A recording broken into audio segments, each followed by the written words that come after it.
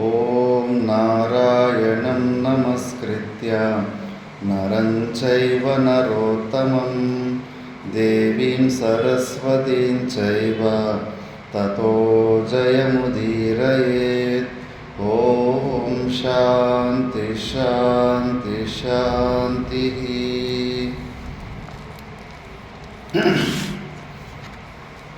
ನಾವು ಮಹಾಭಾರತದ ಸಭಾಪರ್ವದಲ್ಲಿ ವಿಚಾರ ಮಾಡ್ತಿದ್ವಿ. ಇದರಲ್ಲಿ ಯುಧಿಷ್ಠಿರನು ರಾಜಸೂಯ ಯಾಗ ಮಾಡಬೇಕಾದ್ರೆ ಫಸ್ಟು ಜರಾಸಂಧನನ್ನು ಕೊಲ್ಲಿ ಮತ್ತು 4 ದಿಕ್ಕುಗಳಿಗೆ 4 ತಮ್ಮಂದರನ್ನ ಕಳಿಸ್ತಾನೆ. ಇವಾಗ ಸಹದೇವನು ಯಾವ ದೇಶವನ್ನು ಗೆದ್ದ ಅನ್ನೋದನ್ನು ವಿಷಯ ತಿಳ್ಕೊಂಡ್ವಿ. ಈಗ ನಕುಲ ಪಶ್ಚಿಮ ದಿಶೆ ಕಡೆ ಹೋಗಿರ್ತಾನೆ, ಗುಜರಾತ್ ಆ ಕಡೆ. ಜನಮೇಜಯ, ನಕುಲನ ದಿಗ್ವಿಜಯದ ವಿಷಯವನ್ನು ವಿಸ್ತರಿಸಿ ಹೇಳುವೆನು. ಹಿಂದೊಮ್ಮೆ ಪಶ್ಚಿಮ ದಿಕ್ಕಿನ ಎಲ್ಲ ರಾಜರನ್ನು ವಾಸುದೇವನು ಗೆದ್ದಿದ್ದನು. ಅದೇ ರಾಜ್ಯಗಳನ್ನೇ ನಕುಲನು ತನ್ನ ಪರಾಕ್ರಮದಿಂದ ಹೇಗೆ ಗೆದ್ದನೆಂಬುದನ್ನು ಕೇಳು. ಮೇಧಾವಿಯಾದ ನಕುಲನ ಪ್ರಬಲವಾದ ಸೇನೆಯೊಡನೆ ಧರ್ಮರಾಜನ ಅನುಮತಿಯನ್ನು ಪಡೆದು ಕಾಂಡವಪ್ರಸ್ಥದಿಂದ ಪಶ್ಚಿಮ ದಿಕ್ಕಿಗೆ ಜೈತ್ರ ಯಾತ್ರೆಗಾಗಿ ಹೊರಟನು. ಅವನ ಸೈನ್ಯದ ಕಾಲುಗಳ ಸಪ್ಪಳವು ಭೂಮಿಯನ್ನೇ ನಡುಗಿಸುವುದಾಗಿದ್ದಿತು. ಸೈನ್ಯ ಕೂಡ ಮಾರ್ಚ್ ಮಾಡಿದ್ರೆ ಭೂಕಂಪ ಬಂದಂಗೆ ಆಗುತ್ತೆ. ಇವಾಗ ಒಂದೇ ಸತಿ ಅಷ್ಟು ಸೈನ್ಯ ಮೂವ್ ಆಗೋದಿಲ್ಲ. ಬ್ರಿಟಿಷರು ಬೆಟಾಲಿಯನ್ನು ಅವ್ರಿಂದ ಯಾರ ಮೇಲಾದರೂ ಅಟ್ಯಾಕ್ ಮಾಡೋಕ್ಕೆ ಬಂದಾಗ ಅವ್ರು ಬರ್ತಾಯಿದ್ದಾರೆ, ಒಂದು 10-15 ಕಿಲೋಮೀಟ್ರ್ ದೂರದಲ್ಲಿ ಬರ್ತಾಯಿದ್ದಾರೆ ಅಂದರೆ ಇಲ್ಲಿ ಭೂಮಿ ಶೇಕ್ ಆಗ್ತಾಯಿತ್ತು. ಒಂದೇ ಸತಿ ಅಷ್ಟು ದೊಡ್ಡ ಪಿರಂಗಿಗಳು, ಅಷ್ಟು ಜನ ಸೈನ್ಯ, ಕುದುರೆ ಅವೆಲ್ಲ ಬರ್ತಾಯಿದ್ರೆ ಭೂಕಂಪ ಬಂದಂಗೆ ಭೂಮಿ ಶೇಕ್ ಆಗುತ್ತೆ. ಸೈನ್ಯಗಳು ಪದೇ ಪದೇ ಮಾಡುತ್ತಿದ್ದ ಜಯಘೋಷಗಳು, ರಥಚಕ್ರಗಳ ಕರ್ಕಶ ಧ್ವನಿಗಳು 4 ದಿಕ್ಕುಗಳಲ್ಲಿಯೂ ಪ್ರತಿಧ್ವನಿತವಾಗುತ್ತಿದ್ದವು. ನಕುಲನು ಮೊಟ್ಟಮೊದಲು ಕಾರ್ತಿಕೇಯನಿಗೆ ಅತಿ ಪ್ರಿಯವಾಗಿದ್ದ ಉತ್ತಮವಾದ ಹಸುಗಳಿಂದಲೂ ಧನಧಾನ್ಯಗಳಿಂದಲೂ ತುಂಬಿದ್ದ ರೋಹಿತಕವೆಂಬ ಪರ್ವತಕ್ಕೆ ಮುತ್ತಿಗೆ ಹಾಕಿದನು. ಅಲ್ಲಿದ್ದ ಮಹಾಪರಾಕ್ರಮಿಗಳಾದ ಮತ್ತಮ ಯೂರಕರೆಂಬುವರಿಗೂ ನಕುಲನಿಗೂ ಭಯಂಕರ ಯುದ್ಧವಾಗಿ ಕಟ್ಟಕಡೆಗೆ ನಕುಲನು ವಿಜಯಿಯಾಗಿ ಆ ಪ್ರದೇಶಗಳೆಲ್ಲವನ್ನೂ ಸ್ವಾಧೀನಪಡಿಸಿಕೊಂಡನು. ಅಲ್ಲಿಂದ ಮುಂದೆ ಹೊರಟು ಶರೀಶಕವೆಂಬ ಮರುಭೂಮಿಯನ್ನು, ಧಾನ್ಯ ಸಮೃದ್ಧವಾಗಿದ್ದ ಮಹೋತ್ತವೆಂಬ ರಾಜ್ಯವನ್ನು ವಶಪಡಿಸಿಕೊಂಡನು. ರಾಜಸ್ಥಾನ, ಇವೆಲ್ಲ ಮರುಭೂಮಿ ಅಂದರೆ ರಾಜಸ್ಥಾನ ಆ ಕಡೆ. ಅನಂತರದಲ್ಲಿ ನಕುಲನು ಆಕ್ರೋಶನೆಂಬ ರಾಜರ್ಷಿಯೊಡನೆ ಭಯಂಕರವಾದ ಯುದ್ಧ ಮಾಡಿ ಅವನನ್ನು ತನ್ನ ಆಶ್ರಿತ ರಾಜನನ್ನಾಗಿ ಮಾಡಿಕೊಂಡು ದಶಾರ್ಣರೆಂಬುವರನ್ನು ಸೋಲಿಸಿ ಮುಂದುವರಿದು ಶಿಬಿ, ತ್ರಿಗರ್ತ, ಅಂಬಷ್ಟ, ಮಾಲವರೆಂಬುವರನ್ನು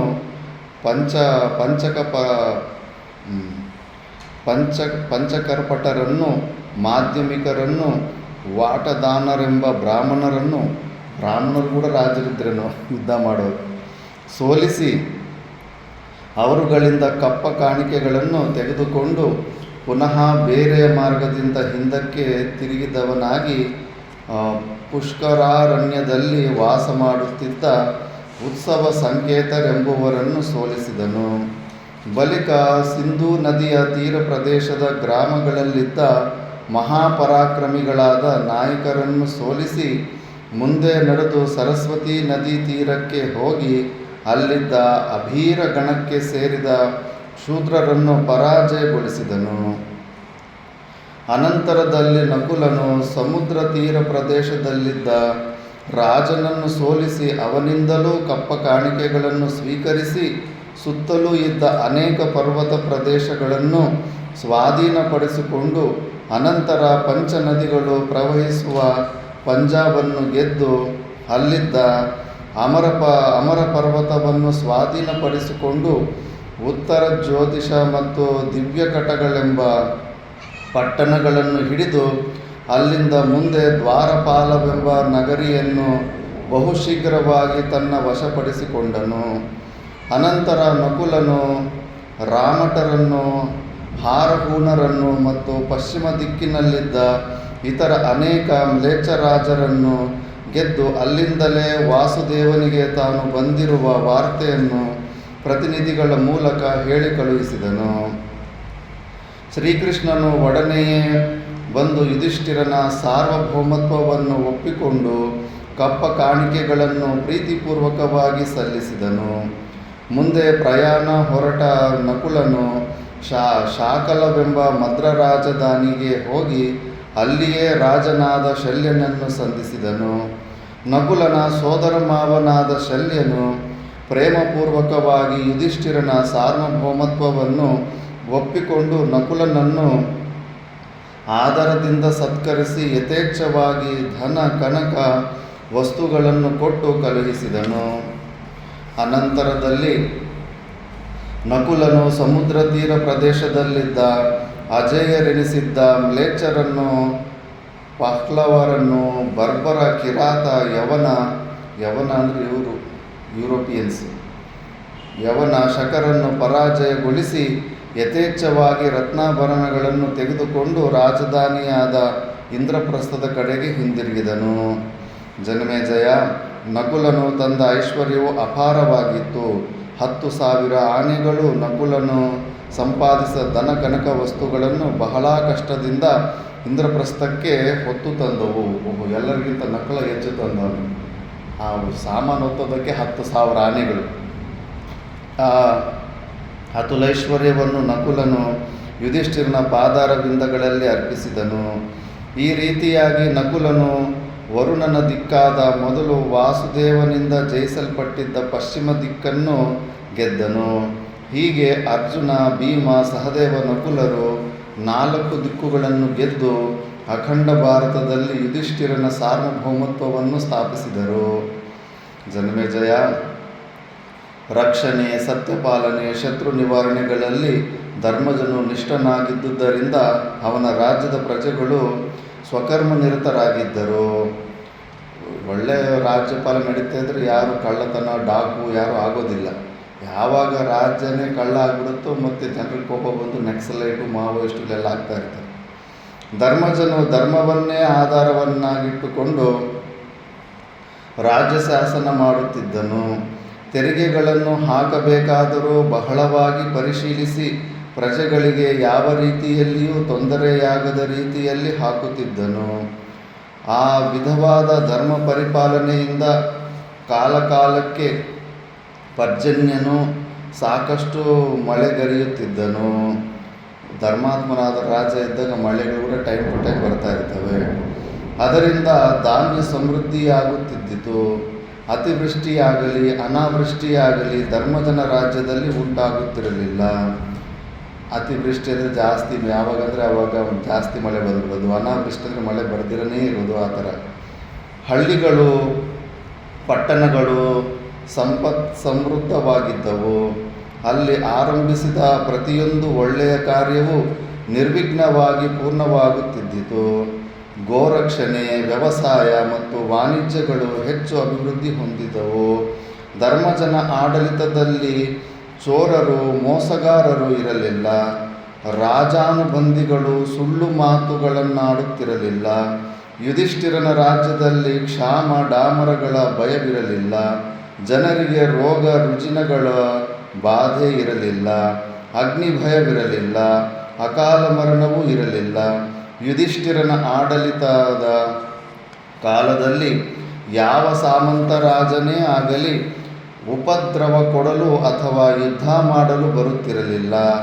ಆದರೆ ಕಪ್ಪ ಕಾಣಿಕೆಗಳನ್ನು ಕೊಡುವ ಸಲುವಾಗಿ ಧರ್ಮರಾಜನಿಗೆ ಏನಾದರೂ ಪ್ರಿಯವನ್ನುಂಟು ಮಾಡಬೇಕೆಂಬ ಆಶಯದಿಂದ ಮಾತ್ರ ಅನೇಕ ರಾಜರು ಧರ್ಮಜನ ಬಳಿಗೆ ಬರುತ್ತಿದ್ದರು.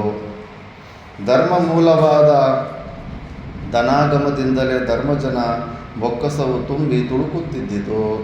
100 ವರ್ಷಗಳು ಅವಿಚ್ಛಿನ್ನವಾಗಿ ವ್ಯಯಮಾನ ಮಾಡಿದರೂ ಆ ಬೊಕ್ಕಸವನ್ನು ಬರಿದು ಮಾಡುವ ಸಾಧ್ಯತೆ ಇರಲಿಲ್ಲ. 100 ವರ್ಷಗಳು ತಿಂದರೂ ಕೂಡ ಖರ್ಚಾಗ್ತಾ ಇರಲಿಲ್ಲ ಅಷ್ಟು ಬೊಕ್ಕಸ. ಈಗ ಸಾಲನೇ ಇರುತ್ತೆ. ಯಾವ ಗೌರ್ಮೆಂಟ್ ಆದರೂ ಬರಲಿ, ವರ್ಲ್ಡ್ ಬ್ಯಾಂಕಲ್ಲಿ ಸಾಲ ಮಾಡಿ ಎಲ್ಲ ಕೋಕಲ ಖಾಲಿ ಇಡ್ತಾರೆ. ಧರ್ಮವಾದ ಟ್ಯಾಕ್ಸು ಇಲ್ಲ, ವಿಪರೀತವಾದ ಟ್ಯಾಕ್ಸ್ ಆಗಿಬಿಟ್ಟು ಹೆಚ್ಚು ಟ್ಯಾಕ್ಸ್ ಆಗಿಬಿಟ್ಟು ಕೂಡ ಎಲ್ಲ ಆವಾಗಲೂ ಖಾಲಿನೇ ತೋರಿಸ್ತಾರೆ. ಯುಧಿಷ್ಠಿರನು ತನ್ನ ಬೊಕ್ಕಸದಲ್ಲಿದ್ದ ಐಶ್ವರ್ಯದ ಪರಿಮಿತಿಯನ್ನು, ಉಗ್ರಾಣಗಳಲ್ಲಿನ ಧಾನ್ಯದ ಪರಿಮಿತಿಯನ್ನು ಪರಿಶೀಲಿಸಿ ರಾಜಸೂಯ ಯಾಗವನ್ನು ಉಪಕ್ರಮಿಸಲು ನಿಶ್ಚಯಿಸಿದನು. ಅವನ ಬಂಧು ಮಿತ್ರರು ಮತ್ತು ದೇಶದ ಉನ್ನತಾಧಿಕಾರಿಗಳು ಪ್ರತ್ಯೇಕವಾಗಿಯೂ ಸಾಮೂಹಿಕವಾಗಿಯೂ ಬಂದು, ವಿಭುವೇ, ಸರ್ವ ರೀತಿಯಿಂದಲೂ ನೀನು ರಾಜಸೂಯ ಯಾಗವನ್ನು ಪ್ರಾರಂಭಿಸಲು ಈ ಸಮಯವು ಯೋಗ್ಯವಾಗಿದೆ.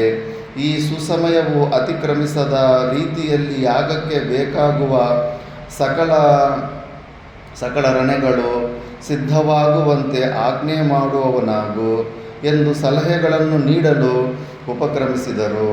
ಆ ಸಮಯಕ್ಕೆ ಸರಿಯಾಗಿ ಶ್ರೀಕೃಷ್ಣನು ಆಗಮಿಸಿದನು.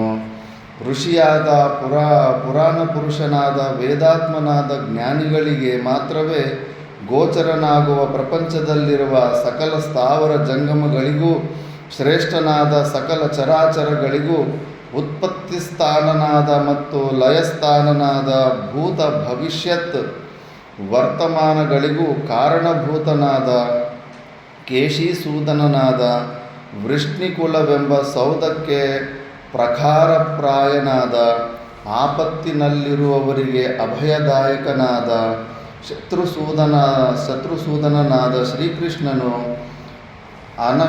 ಅನಕದುಂದುಬಿಯನ್ನು ಅಂದರೆ ವಸುದೇವನನ್ನು ದ್ವಾರಕೆಯ ರಕ್ಷಣೆಗೆ ಸೇನಾಧ್ಯಕ್ಷನನ್ನಾಗಿ ಸ್ಥಾಪಿಸಿ ಯುಧಿಷ್ಠಿರನಿಗಾಗಿ ಯಥೇಚ್ಛವಾಗಿ ಐಶ್ವರ್ಯವನ್ನು ದೊಡ್ಡ ದೊಡ್ಡ ಪೆಟ್ಟಿಗೆಗಳಲ್ಲಿ ತೆಗೆಸಿಕೊಂಡು ರಥ, ಗಜ, ತುರಗ, ಪದಾತಿಬಲ ಸಮೇತನಾಗಿ ಖಾಂಡವ ಪ್ರಸ್ಥಕ್ಕೆ ಆಗಮಿಸಿದನು. ತುಂಬಿ ತುಳುಕಾಡುತ್ತಿದ್ದ ಪಾಂಡವರ ಬೊಕ್ಕಸಕ್ಕೆ ಶ್ರೀಕೃಷ್ಣನು ತಂದ ಅಪಾರವಾದ ವಜ್ರ ವೈಡೂರ್ಯ ರತ್ನಾಭರಣಗಳು ಸೇರಿ ಶತ್ರುಗಳ ಹೃದಯಗಳಲ್ಲಿ ಅತಿಯಾದ ಸಂಕಟವನ್ನುಂಟು ಮಾಡುವುದಾಗಿದ್ದಿತು. ಶತ್ರುಗಳಿಗೆ ಹೊಟ್ಟೆ ಕಿಚ್ಚು ಬಂದೇ ಬರುತ್ತೆ. ಅದಕ್ಕೆ ಏನೇ ಸಂಪತ್ತು ಸಂಪಾದನೆ ಮಾಡಿದ್ರು ಕೂಡ ಬಂಧುಗಳು ಕೂಡ ಗೊತ್ತಾಗಬಾರ್ದು, ಮತ್ತು ಅದು ದೃಷ್ಟಿ ಬಿಡುತ್ತೆ. ಸೂರ್ಯನಿಲ್ಲದ ಕಡೆಯಲ್ಲಿ ಸೂರ್ಯನು ಹುಟ್ಟುವುದರಿಂದ ಆಗುವ ಮತ್ತು ಗಾಳಿ ಇಲ್ಲದೆಯೇ ಸೂರ್ಯನ ತಾಪದಿಂದ ಪರಿತಪಿಸುತ್ತಿರುವವರ ಮೇಲೆ ಮಂದಮಾರುತವು ಬೀಸುವುದರಿಂದುಂಟಾಗುವ ಮಹಾನಂದವನ್ನು ಇಂದ್ರಪ್ರಸ್ಥ ನಿವಾಸಿಗಳು ಶ್ರೀಕೃಷ್ಣನ ಆಗಮನದಿಂದ ಪಡೆದರು. ಅರಮನೆಯ ಮುಂದೆ ರಥದಿಂದ ಅವರೋಹಣ ಮಾಡಿದ ಶ್ರೀ ಕೇಶವನನ್ನು ಯುಧಿಷ್ಠಿರನು ಬಾಚಿ ತಬ್ಬಿಕೊಂಡು ಆನಂದ ಬಾಷ್ಪಗಳನ್ನು ಸುರಿಸುತ್ತಾ ಅರ್ಘ್ಯಪಾದ್ಯಾದಿಗಳನ್ನಿತ್ತು ಸ್ವಾಗತಿಸಿ ಯೋಗಕ್ಷೇಮಗಳನ್ನು ವಿಚಾರಿಸಿದನು. ಶ್ರೀಕೃಷ್ಣನನ್ನು ಮತ್ತು ಅವನ ಪರಿವಾರವನ್ನು ಯಥೋಚಿತವಾಗಿ ಉಪಚರಿಸಿದ ನಂತರ ದ್ಯೌಮ್ಯ, ದ್ವೈಪಾಯನ, ಭೀಮಾರ್ಜುನ, ನಕುಲ ಸಹದೇವರಿಂದ ಪರಿವೃತನಾಗಿ ಕುಳಿತಿದ್ದ ಯುಧಿಷ್ಠಿರನು ಶ್ರೀಕೃಷ್ಣನನ್ನು ಕುರಿತು ಹೇಳಿದನು. ಕೃಷ್ಣ, ನಿನ್ನ ಅನುಗ್ರಹದಿಂದ ಈ ಅಖಂಡ ಭರತಖಂಡವೇ ನನ್ನ ಅಧೀನವಾಗಿರುತ್ತದೆ. ದಯಾಮಯನಾದ ನಿನ್ನ ಅನುಗ್ರಹದಿಂದಲೇ ನಾನಿಷ್ಟು ಐಶ್ವರ್ಯವನ್ನು ಸಂಪಾದಿಸಲು ಸಾಧ್ಯವಾಯಿತು. ಮಾಧವ, ಈ ಅತುಲೈಶ್ವರ್ಯವೆಲ್ಲವನ್ನೂ ನಿನ್ನ ಅನುಮತಿಯನ್ನು ಪಡೆದು ಬ್ರಾಹ್ಮಣೋತ್ತಮರಿಗೆ ದಾನ ಮಾಡಬೇಕೆಂದಿರುವೆನು ಮತ್ತು ಯಜ್ಞಯಾಗಾದಿಗಳಲ್ಲಿ ವಿನಿಯೋಗಿಸಬೇಕೆಂದಿರುವೆನು. ಮಹಾನುಭಾವ, ನಿನ್ನೊಡಗೂಡಿ ಮತ್ತು ನನ್ನ ಅನುಜರಿಂದೊಡಗೂಡಿ ಸಂಕಲ್ಪಿಸಿರುವ ರಾಜಸೂಯ ಯಾಗವನ್ನು ಮಾಡಲು ಆಜ್ಞಾಪಿಸು. ವಿಭುವೇ, ದೀರ್ಘಬಾಹುವೇ, ನೀನು ಈ ಯಾಗದ ಯಾಜಮಾನ್ಯವನ್ನು ವಹಿಸಬೇಕೆಂಬುದು ನನ್ನ ಅಭಿಲಾಷೆ. ಏಕೆಂದರೆ ನೀನು ಯಾಜಮಾನ್ಯವನ್ನು ವಹಿಸಿದರೆ ನಾನು ಪಾಪದಿಂದ ವಿಮುಕ್ತಿ ಹೊಂದುವೆನೆಂಬ ಭರವಸೆಯೂ ನನಗಿದೆ. ದಯಾಮಯ, ನೀನು ಯಾಜಮಾನ್ಯ ಅಂದರೆ ದೀಕ್ಷೆಯನ್ನು ವಹಿಸಲು ಇಚ್ಛಿಸದಿದ್ದರೆ ತಮ್ಮಂದಿರೊಡನೆ ದೀಕ್ಷಿತನಾಗಲು ನನ್ನನ್ನು ಅನುಗ್ರಹಿಸು. ನಿನ್ನ ಅನುಗ್ರಹ ಮಾತ್ರದಿಂದಲೇ ನನಗೆ ಮಹಾಯಾಗವನ್ನು ಮಾಡಿದ ಫಲವು ಲಭಿಸುವುದು. ಶ್ರೀಕೃಷ್ಣನು ಹೇಳ್ತಾನೆ, ಯುಧಿಷ್ಠಿರ, ನೀನಿಂದು ಚಕ್ರವರ್ತಿ ಎನಿಸಿಕೊಳ್ಳಲು ಅರ್ಹನಾಗಿರುವೆ. ಆದುದರಿಂದ ರಾಜಸೂಯ ಮಹಾಯಾಗವು ನಿನ್ನಿಂದಲೇ ಮಾಡಲ್ಪಡಬೇಕು. ನೀನು ಆ ಮಹಾಯಾಗವನ್ನು ಮಾಡಿ ಅದರ ಫಲವನ್ನು ಪಡೆದೆಯಾದರೆ ನಮಗೂ ಆ ಫಲವು ಪ್ರಾಪ್ತವಾದಂತೆಯೇ ಆಗುವುದು. ಧರ್ಮಜ, ನಿನ್ನ ಶ್ರೇಯಸ್ಸನ್ನೇ ನಾನು ಸರ್ವದಾ ಅಪೇಕ್ಷಿಸುತ್ತೇನೆ. ಆದುದರಿಂದ ನೀನು ಅಭಿಲಾಷಿಸಿರುವ ಯಾಗವನ್ನು ಒಡನೆಯೇ ಪ್ರಾರಂಭಿಸು. ನನ್ನನ್ನು ಯಾವುದಾದರೊಂದು ಕಾರ್ಯಕ್ಕೆ ನಿಯೋಜಿಸು. ನಿನ್ನ ಆಜ್ಞಾಧಾರಕನಾಗಿ ಕಾರ್ಯ ಮಾಡುವೆನು. ದಯಾಮಯನೇ, ನಿನ್ನನ್ನು ಸ್ಮರಣೆ ಮಾಡಿದ ಮಾತ್ರದಿಂದಲೇ ನನ್ನ ಕಣ್ಣ ಮುಂದೆ ನೀನು ಪ್ರತ್ಯಕ್ಷನಾಗಿರುವೆ. ಇದರಿಂದಲೇ ನನ್ನ ಸಂಕಲ್ಪವು ಸಫಲವಾಯಿತೆಂದು ಸಿದ್ಧಿಯಾಯಿತೆಂದು ಭಾವಿಸಿರುವೆನು. ವೈಶಂಪಾಯನರು ಜನಮೇಜಯನಿಗೆ ಹೇಳುತ್ತಾರೆ, ಜನಮೇಜಯ, ಕೃಷ್ಣ ಪಾಂಡವರಲ್ಲಿದ್ದ ಪರಸ್ಪರ ಪ್ರೇಮವು ಅನಿರ್ವಾಚ್ಯವೂ ಅನ್ಯಾದೃಶ್ಯವೂ ಆಗಿದ್ದಿತು.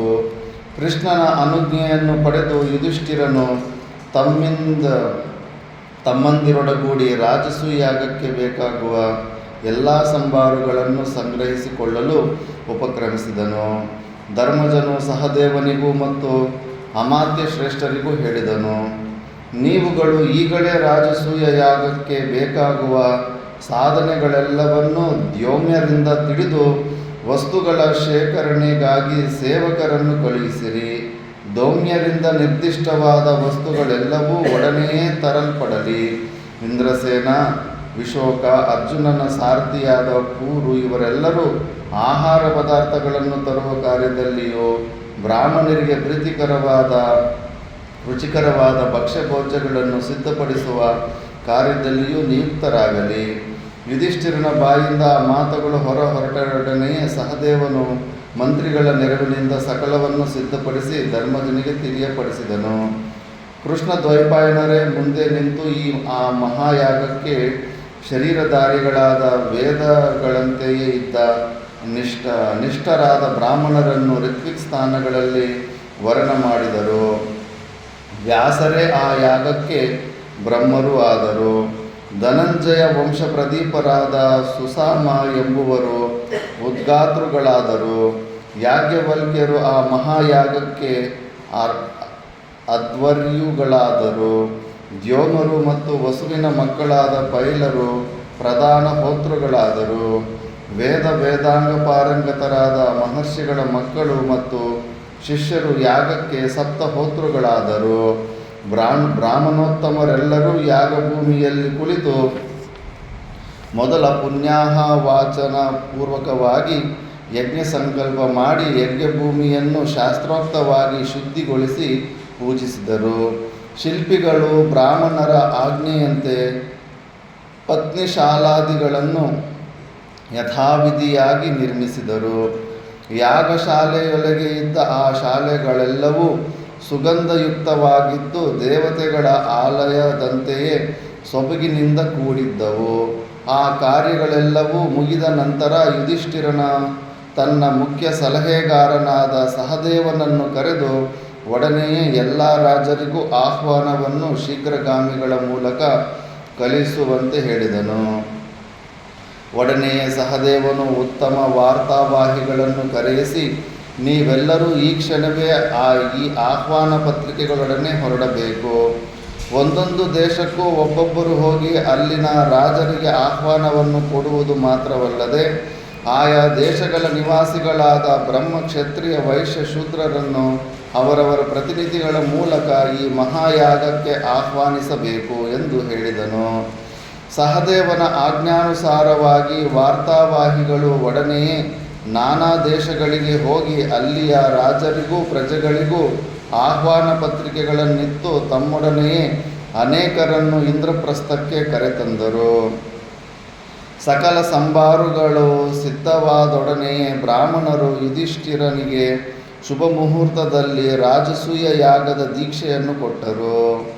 ಒಡನೆಯೇ ಯುಧಿಷ್ಠಿರನು ಸ್ವಸ್ತಿ ವಾಚನ ಮಾಡುತ್ತಿದ್ದ ಸಾವಿರಾರು ಮಂದಿ ಬ್ರಾಹ್ಮಣರೊಡನೆಯೂ ಬಂಧು ಮಿತ್ರರೊಡನೆಯೂ ಅನೇಕ ರಾಜರೊಡನೆಯೂ ದೇಶದ ಉನ್ನತಾಧಿಕಾರಿಗಳೊಡನೆಯೂ ಕೂಡಿದವನಾಗಿ ಸಾಕ್ಷಾತ್ ಧರ್ಮದೇವನಂತೆಯೇ ಪ್ರಕಾಶಿಸುತ್ತಾ ಯಜ್ಞ ಮಂಟಪವನ್ನು ಪ್ರವೇಶಿಸಿದನು. ಯುಧಿಷ್ಠಿರನ ಆಹ್ವಾನವನ್ನು ಅಂಗೀಕರಿಸಿ ಅಸಂಖ್ಯಾತರಾದ ಪಂಡಿತ ಶ್ರೇಷ್ಠರು ಇಂದ್ರಪ್ರಸ್ಥಕ್ಕೆ ಆಗಮಿಸಿದರು. ಅವನ ಆಜ್ಞಾನುಸಾರವಾಗಿ ಸಾವಿರಾರು ಮಂದಿ ಶಿಲ್ಪಿಗಳು ಬಂದು ಅತಿಥಿಗಳೆಲ್ಲರಿಗೂ ಯಥೋಚಿತವಾಗಿ ಬಿಡಾರಗಳನ್ನು ನಿರ್ಮಾಣ ಮಾಡಿದರು. ಇನ್ನೇನು ಕುಂಭಮೇಳದಲ್ಲಿ ಮಾಡ್ದಂಗೆ ಅಷ್ಟು ಕೋಟಿ ಜನಕ್ಕೆ ಅಷ್ಟು ದೊಡ್ಡ ವ್ಯವಸ್ಥೆ ಮಾಡಬೇಕಾಗುತ್ತೆ.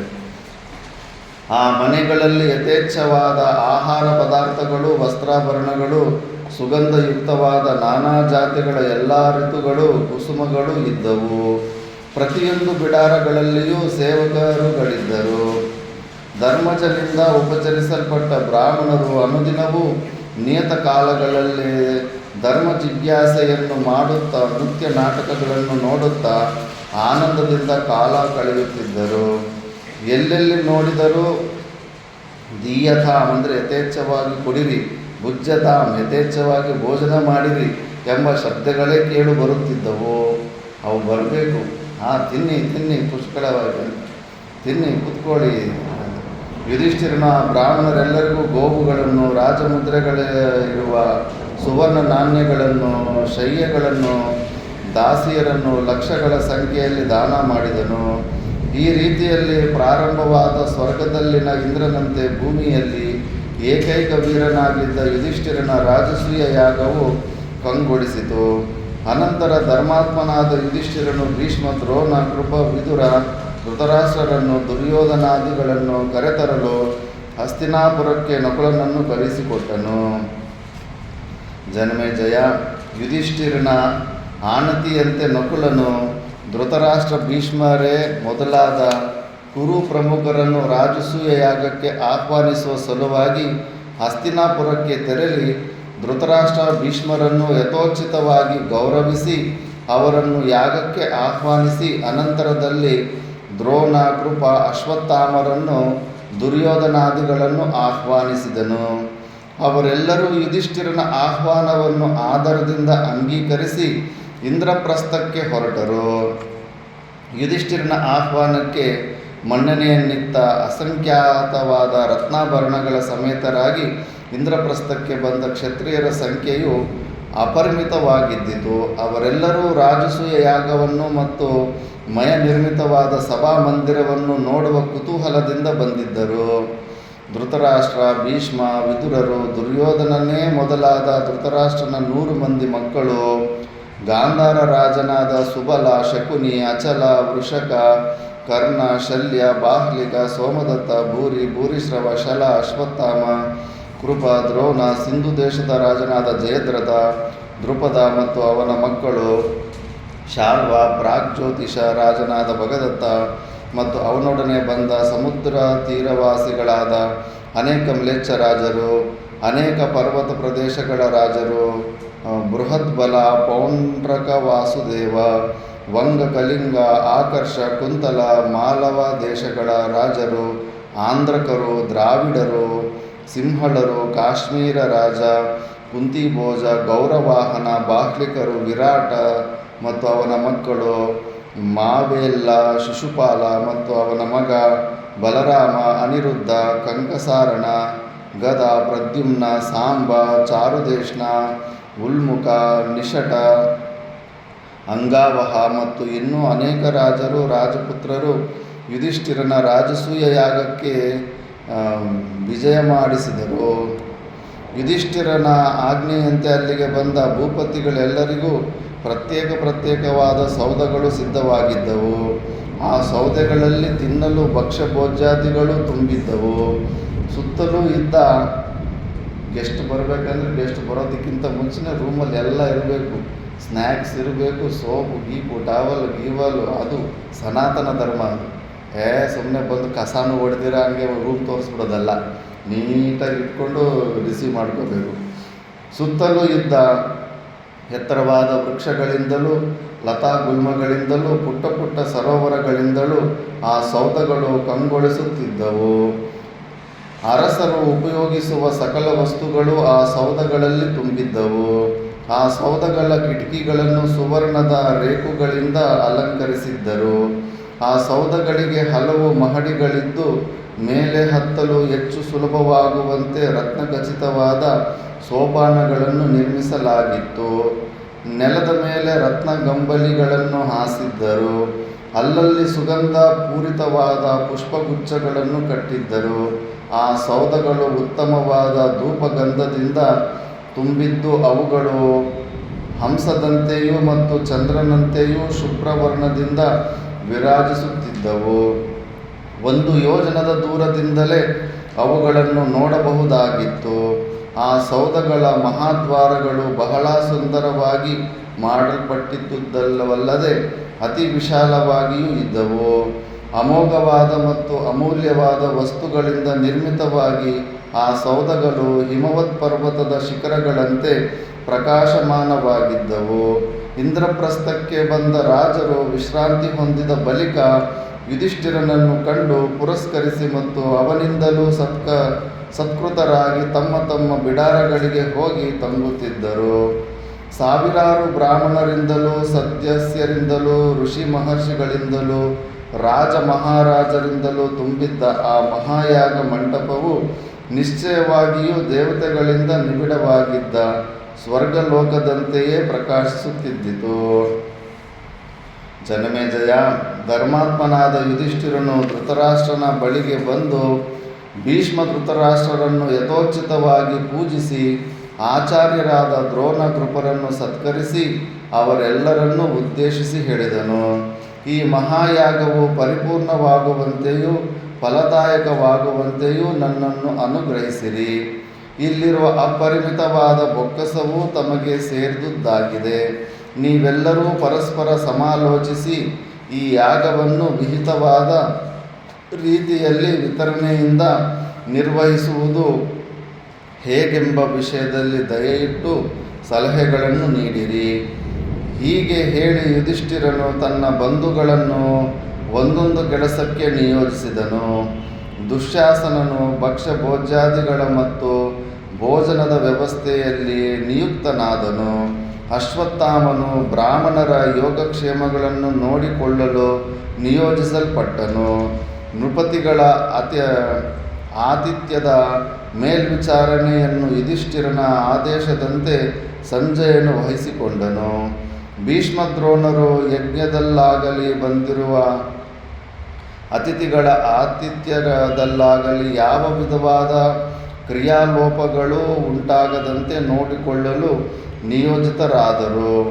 ಆಯಾ ಕಾಲದಲ್ಲಿ ಮಾಡಬೇಕಾದ ಕರ್ತವ್ಯಗಳೇನೆಂಬುದನ್ನು ಅವರು ಧರ್ಮಜನಿಗೆ ಸೂಚಿಸುತ್ತಿದ್ದರು. ಅವರು ಕಪ್ಪ ಕಾಣಿಕೆಗಳ ರೂಪದಲ್ಲಿ ಬಂದ ವಜ್ರ ವೈಡೂರ್ಯಾದಿಗಳ ಹವಳಗಳ ಮತ್ತು ಸುವರ್ಣ ನಾಣ್ಯಗಳ ಪರೀಕ್ಷಕರು ಆಗಿದ್ದರು. ಬ್ರಾಹ್ಮಣರಿಗೆ ಯಥೋಚಿತವಾದ ಭೂರಿ ದಕ್ಷಿಣೆಗಳನ್ನು ಕೊಡುವುದು ಕೃಪಾಚಾರ್ಯರಿಗೆ ಸೇರಿದ್ದಿತು. ಬಾಹ್ಲಿಕ, ಧೃತರಾಷ್ಟ್ರ, ಜಯದ್ರಥ, ಸೋಮದತ್ತ ಇವರು ಯಜ್ಞಶಾಲೆಯ ಅಧಿಪತಿಗಳಾದರು. ಧರ್ಮಾತ್ಮನಾದ ವಿದುರನು ಬೊಕ್ಕಸದ ಹಣವನ್ನು ವಿನಿಯೋಗ ಮಾಡುವುದರಲ್ಲಿ ನಿಯೋಜಿಸಲ್ಪಟ್ಟನು. ರಾಜರು ತರುವ ಯಥೇಚ್ಛವಾದ ಕಪ್ಪ ಕಾಣಿಕೆಗಳನ್ನು ಗಣನೆ ಮಾಡಿಸಿ ಬೊಕ್ಕಸಕ್ಕೆ ತುಂಬುವ ಕಾರ್ಯವು ದುರ್ಯೋಧನನಿಗೆ ಸೇರಿದ್ದಿತು. ಯುಧಿಷ್ಠಿರನು ಶ್ರೀಕೃಷ್ಣನಿಗೆ ಮಾತ್ರ ಯಾವ ಕಾರ್ಯವನ್ನೂ ಹೇಳಲಿಲ್ಲ. ಆದರೆ ಶ್ರೀಕೃಷ್ಣನು ತಾನಾಗಿಯೇ ಒಂದು ಕಾರ್ಯವನ್ನು ಹುಡುಕಿಕೊಂಡು ಮಾಡಲು ಉಪಕ್ರಮಿಸಿದನು. ಮಹಾನುಭಾವನಾದ ಸರ್ವಲೋಕಗಳಿಗೂ ಸರ್ವಲೋಕಗಳ ಚರಾಚರ ಪ್ರಾಣಿಗಳಿಗೂ ಅತೀತನಾದ ಶ್ರೀಕೃಷ್ಣನು ಯಾರ ಪ್ರೇರಣೆಯೂ ಇಲ್ಲದೆಯೇ ಉತ್ತಮವಾದ ಫಲವನ್ನು ಪಡೆಯುವ ಅಥವಾ ಧರ್ಮಜನಿಗೆ ಉತ್ತಮವಾದ ಫಲವು ಸಿಕ್ಕಬೇಕೆಂಬ ಅಭಿಲಾಷೆಯಿಂದ ಇಂದ್ರಪ್ರಸ್ಥಕ್ಕೆ ಆಗಮಿಸಿದ್ದ ಬ್ರಾಹ್ಮಣೋತ್ತಮರ ಕಾಳು ತೊಳೆಯುವ ಕಾರ್ಯದಲ್ಲಿ ಯಾವಾಗಲೂ ಉದ್ಯುಕ್ತನಾಗಿರುತ್ತಿದ್ದನು. ಇದು ತಿಳ್ಕೋಬೇಕು. ಸುಮ್ಮನೆ ದೊಡ್ಡ ದೊಡ್ಡ ಕೆಲಸಗಳು ಮಾಡೋದ್ರಲ್ಲಿ ಏನೋ ಇದ್ದುಬಿಡುತ್ತೆ ಅಂತಲ್ಲ. ಯಾರು ಮುಟ್ಟದಿರ ಇರ್ತಾರೋ ಪಾತ್ರೆ ತೊಳೆಯೋದು, ಕಸ ಗುಡಿಸೋದು, ಎಂಜಿಳು ಪ್ಲೇಟ್ ತೆಗೆಯೋದು, ಇಂಥದ್ರಲ್ಲೇ ಹೆಚ್ಚು ಪುಣ್ಯ ಬರುತ್ತೆ. ಅಲ್ಲೇ ಅಹಂಕಾರ ಲಯ ಆಗೋದು. ನಾನು ನಮ್ಮ ಗುರುಗಳ ಹತ್ರ ಸನ್ಯಾಸ ದೀಕ್ಷೆ ತಗೊಳ್ಳೋದಕ್ಕೆ ಮೊದಲನೇ ದಿವಸ ನಮ್ಮ ಗುರುಗಳನ್ನು ನೋಡಿದ ದಿವಸ ಪರಿಕ್ರಮ ಪೂರ್ತಿ ಮಾಡಿಕೊಂಡು ನರ್ಮದಾ ನದಿಯಲ್ಲಿ ಎಲ್ಲರಿಗೂ ಊಟ ಬಡಿಸಿ ತಿಂದ ಮೇಲೆ ಎಲ್ಲರೂ ಎಂಜಲು ಪ್ಲೇಟನ್ನೆಲ್ಲ ಎತ್ತಾಕ್ತಾಯಿದ್ರು ಗುರುಗಳು. ನನಗೆ ಗೊತ್ತೇ ಇರಲಿಲ್ಲ ಇವರೇ ಮಠಾಧೀಶರು ಅಂತ. ಮಠಾಧೀಶರು ಅನ್ನೋ ಅಹಂಕಾರ ಒಂದು ಚೂರೂ ಇರಲಿಲ್ಲ. ಓಹೋ, ಇಷ್ಟು ಅಹಂಕಾರನ ಸಾಯಿಸ್ಕೊಂಡಿರೋ ಇಂಥ ಮಹಾನುಭಾವ ಸಿಗೋದು ದುರ್ಲಭ ಅಂತ ಅಲ್ಲಿ ದೀಕ್ಷೆ ಅವ್ರ ಹತ್ರನೇ ದೀಕ್ಷೆ ತಗೊಂಡ್ಬಿಟ್ಟೆ. ಎಷ್ಟು ಅಹಂಕಾರನ ಸಾಯಿಸ್ಕೊಂಡಿರ್ತೀವೋ, ಎಷ್ಟು ಸರಳವಾಗಿರ್ತೀವೋ, ಇಂಥ ಕೆಲಸಗಳಲ್ಲಿ ಮಾಡೋದರಲ್ಲಿ ಯಾವುದೇ ಪ್ರಕಾರವಾದ ತೊಂದರೆಯಲ್ಲಿದ್ದೀರ ಆನಂದದಿಂದ ಇಂಥ ಕೆಲಸಗಳು ಮಾಡ್ತಾರೋ ಅವರು ತುಂಬಾ ಸಾಧನೆಯಲ್ಲಿ ತುಂಬ ಮೇಲೆ ಇರ್ತಾರೆ ಅಂತ ಅರ್ಥ. ಶ್ರೀಕೃಷ್ಣ ನೋಡು ಆ ಕೆಲಸ, ಆ ಸೇವೆಯನ್ನು ಇಟ್ಕೊಂಡಿದ್ದಾನೆ. ಆ ಯಜ್ಞ ವೇದಿಕೆಯ ಸುತ್ತಲೂ ಇದ್ದ ಭವ್ಯ ಭವನಗಳ ಶಿಖರಗಳು ದೇವತೆಗಳ ವಿಮಾನಗಳ ಸಂಚಾರಕ್ಕೆ ಪ್ರತಿಬಂಧಕ ರೂಪದಲ್ಲಿದ್ದವು. ಯಜ್ಞವನ್ನು ನೋಡಲು ವಿಮಾನಾರೂಢರಾಗಿ ಬಂದ ಇಂದ್ರಾದಿ ದೇವತೆಗಳು ಆ ಸೌಧಗಳ ಮೇಲೆಯೇ ತಮ್ಮ ವಿಮಾನಗಳನ್ನು ನಿಲ್ಲಿಸಿ ಇಂದ್ರಪ್ರಸ್ಥದ ಸೊಬಗನ್ನು ಕೌತುಕದಿಂದ ವೀಕ್ಷಿಸುತ್ತಿದ್ದರು. ದೇವತೆಗಳ ವಿಮಾನ ಪಂಕ್ತಿಗಳಿಂದ ಕೂಡಿದ್ದ ಸೌಧಗಳು ಇನ್ನೂ ಹೆಚ್ಚು ಕಾಂತಿಯಿಂದ ವಿರಾಜಿಸಿದವು.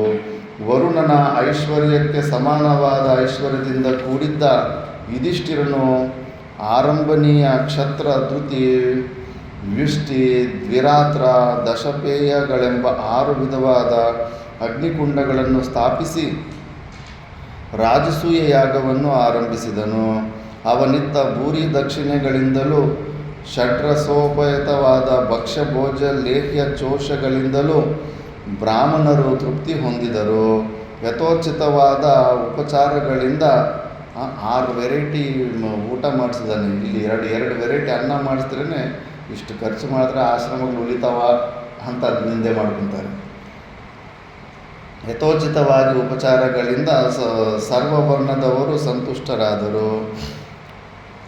ಮಂತ್ರ ಶಿಕ್ಷಾ ವಿಶಾರದರಿಂದ ಅರ್ಪಿತವಾದ ಈಡ, ಆಜ್ಯ ಹೋಮ, ಆಹುತಿಗಳಿಂದ ದೇವತೆಗಳು ತೃಪ್ತಿ ಹೊಂದಿದ್ದರು.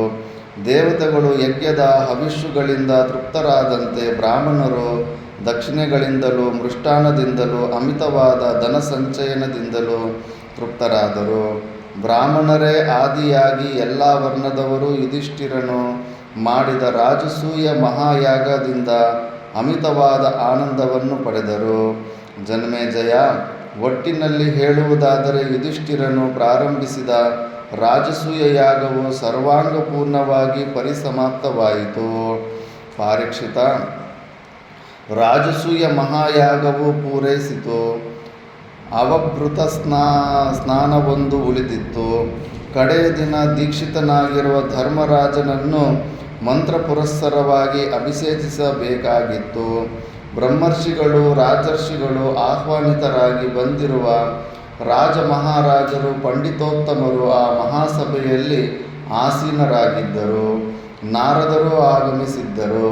ಆ ಮಹಾಸಭೆಯನ್ನು ದೇವಾದಿ ದೇವತೆಗಳಿಂದ ಕೂಡಿರುವ ಬ್ರಹ್ಮನ ಸಭೆಗೆ ಹೋಲಿಸಬಹುದಾಗಿತ್ತು.